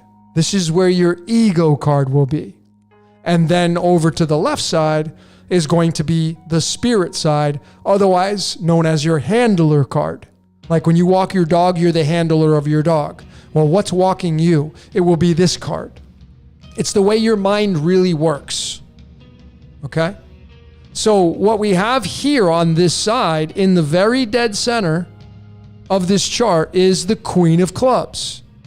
And these cards work off of like a bingo system. So in this row right here, all these cards are in the Jupiter row. The 2 diamonds, ace diamonds, king clubs, all the way to the 9 of clubs. And then here at the bottom, the lineup of the planets is here as well. And this middle line is the Jupiter line as well, line number 4. So in the very center of this chart, like the bullseye, is the Queen of Clubs. So it is the Jupiter card. Jupiter being the largest planet in the solar system, so we're told. I mean, I've studied plenty of amateur astronomers, and I can see it. I don't need any what people call deception. I can see it. It's there. You get into Greek mythology, there's something to it. And this Queen of Clubs is going to have another card attached to it. Oh, actually, many cards. But the other card that's attached to it, we find the same card in the same spot in the life spread. To come over here. Here it is. It's the 10 diamonds card. The fortunate blessings card. This one. So this is the Jupiter card right here. Now, I will tell all of you this. The founder and creator of The Simpsons, Michael Groening, that's his birth card. The 10 diamonds card. The 10 diamonds card. He's got the fortunate blessing. He's got the Jupiter card. Or Matthew grading, excuse me. Matthew. And let me just tell you, ladies and gentlemen, the word Matthew. Let me just show all of you this. The word Matthew is a 29. And that's a match to the Gnostic demiurge, called Yaldabaoth. So is it possible that the Gnostic demiurge called Yaldabaoth is otherwise known as Jupiter? She's tied to the 10 diamonds and the queen clubs. Now, Jupiter has other cards, obviously. These cards, the 2 diamonds, ace diamonds, all these cards. But all these cards move around. But essentially, this is this is 0 point, ground zero right here. So they have the Jupiter card. And these are really important to look at. I'm telling you right now, they really kind of, run our reality. Whoops.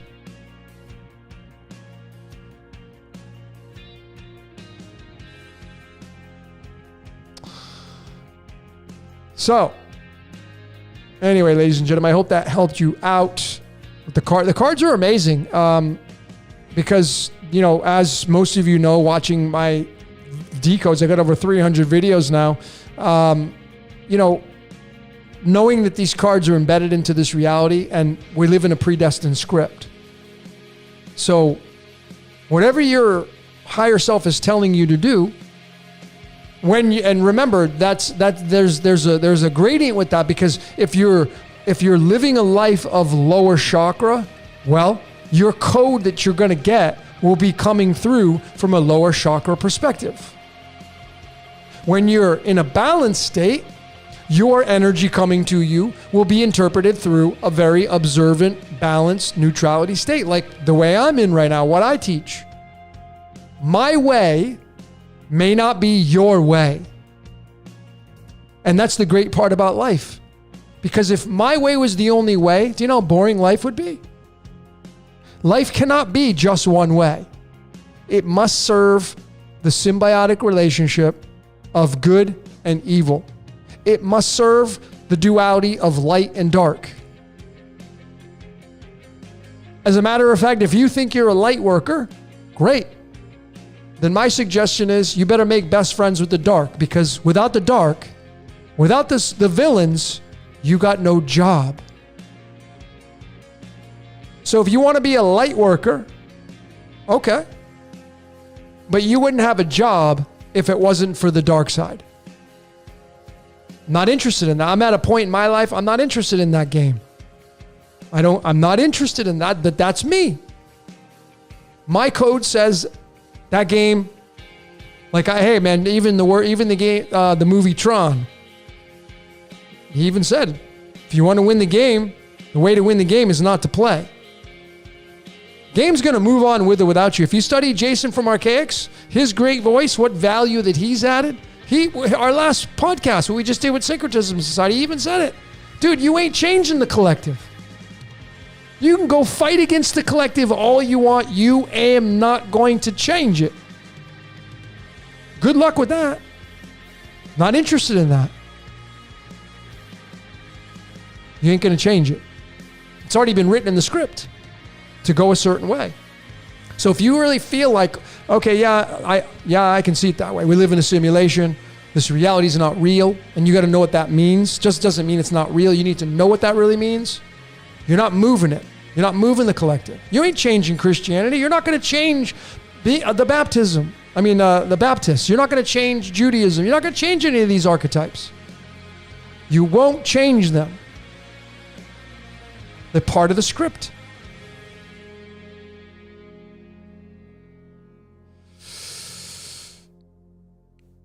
All right. Starting to look like a sleepyhead? Am I really? Okay, maybe. I mean, it is actually, thanks for saying that. I probably should end this transmission. It is 1 a.m. That's right, Larry Bird. Larry Bird wore the number 33. I said, you came into this world naked, you must leave naked. You take nothing with you. All your beliefs, all your preconceived notions, all your materialistic possessions, you get to take none of those with you. So as far as we know. So when you come into this world as a baby, the baby's not programmed. Baby doesn't know anything about good versus evil. Doesn't know any of that stuff. It needs to be programmed that way. Just like a computer. Your computer has an operating system on it. When you buy a brand new computer, there's an operating system on it that was written in the code to operate. But there's no programs on it. It doesn't know what's going on. Like, why does your social media know when to put up certain things? Because you've programmed it. So now it knows what to market to you. But when you first sign on to your social media, artificial intelligence doesn't know what to market to you because you haven't engaged with you haven't engaged with the software. So it's the same thing with the baby. Baby comes out into this world naked, no programming. It's got a software, it'll blink its eyes, it'll tear up, it'll cry, it'll feel pain, its hair will grow. That's part of its software as the human being. But it is definitely not programmed into the state of love and fear. It's neutral. And when it starts to play the game, it starts to get programmed. And when it starts to get programmed, it starts to bring in beliefs that will get uploaded into the biofield. It will have experiences that will get uploaded in the biofield. And some of these experiences will not be so nice. Something may happen to you, maybe through your Chiron in your astrology chart, that you're going to have to deal with. Part of your script. But as you go through life and you get to a stage like where I'm at, and a lot of you great decoders, you're realizing, wait a minute, I live in a predestined script. Well, then the best thing you can do is figure out what is that script all about? What does it mean? And then you go figure it out.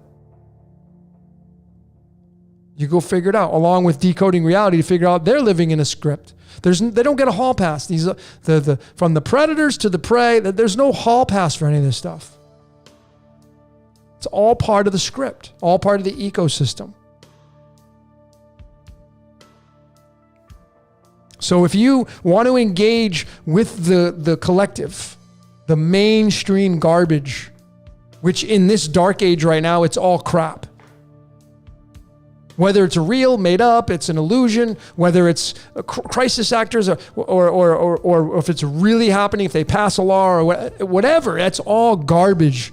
That's all part of the Mr. Smith construct. There's a lot of fun in there too, though. But when you're willing to let all that go and go back to being naked again, it's very liberating. It's very liberating.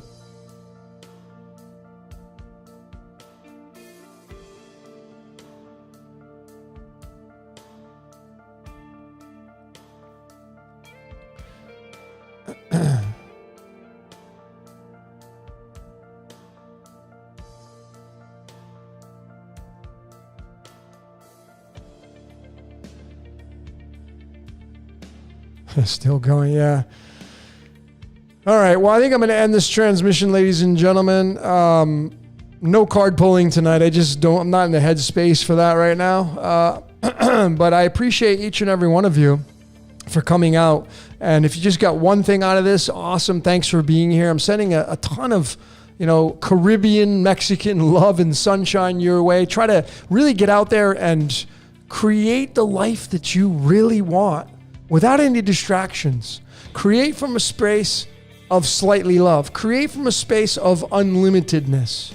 Create from a space of where you're not worrying about what's going on in the world stage. If you create from that space, that will dictate the space you create. Because that stuff that's going on the world stage, the static that I call it, that's going to go on with or without us. It's part of the construct. It's part of the construct. But when you disengage from the construct, the collective, and you now have become your own Taurus field, you become much more powerful. And you stop giving your gas away and your energy to the collective. When you take your power back, you now have the energy to create something amazing and beautiful. And maybe for some of you, you don't know what that is yet. That's fine. But at least go execute on the world stage. Go become that. Go become what you truly came here to be. Decode yourself. Figure out who you are and why you're here. And just really own that space. Okay? All right, ladies and gentlemen. So much love, sending you a ton of love and beautiful sunshine from the Caribbean here in Mexico. For this has been What's Your Question number 38. I appreciate each and every one of you for joining in tonight. Let me just get my song here. Actually, I'm going to put on what I'm going to be coming out with my exit strategy. Let me see if I can find it here. Here it is. And I'll get a copyright for this, but that's okay.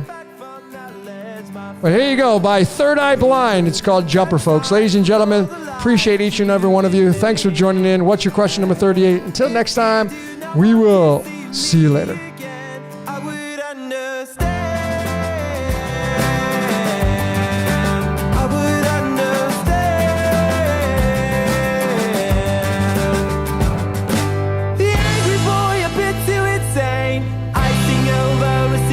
Pain.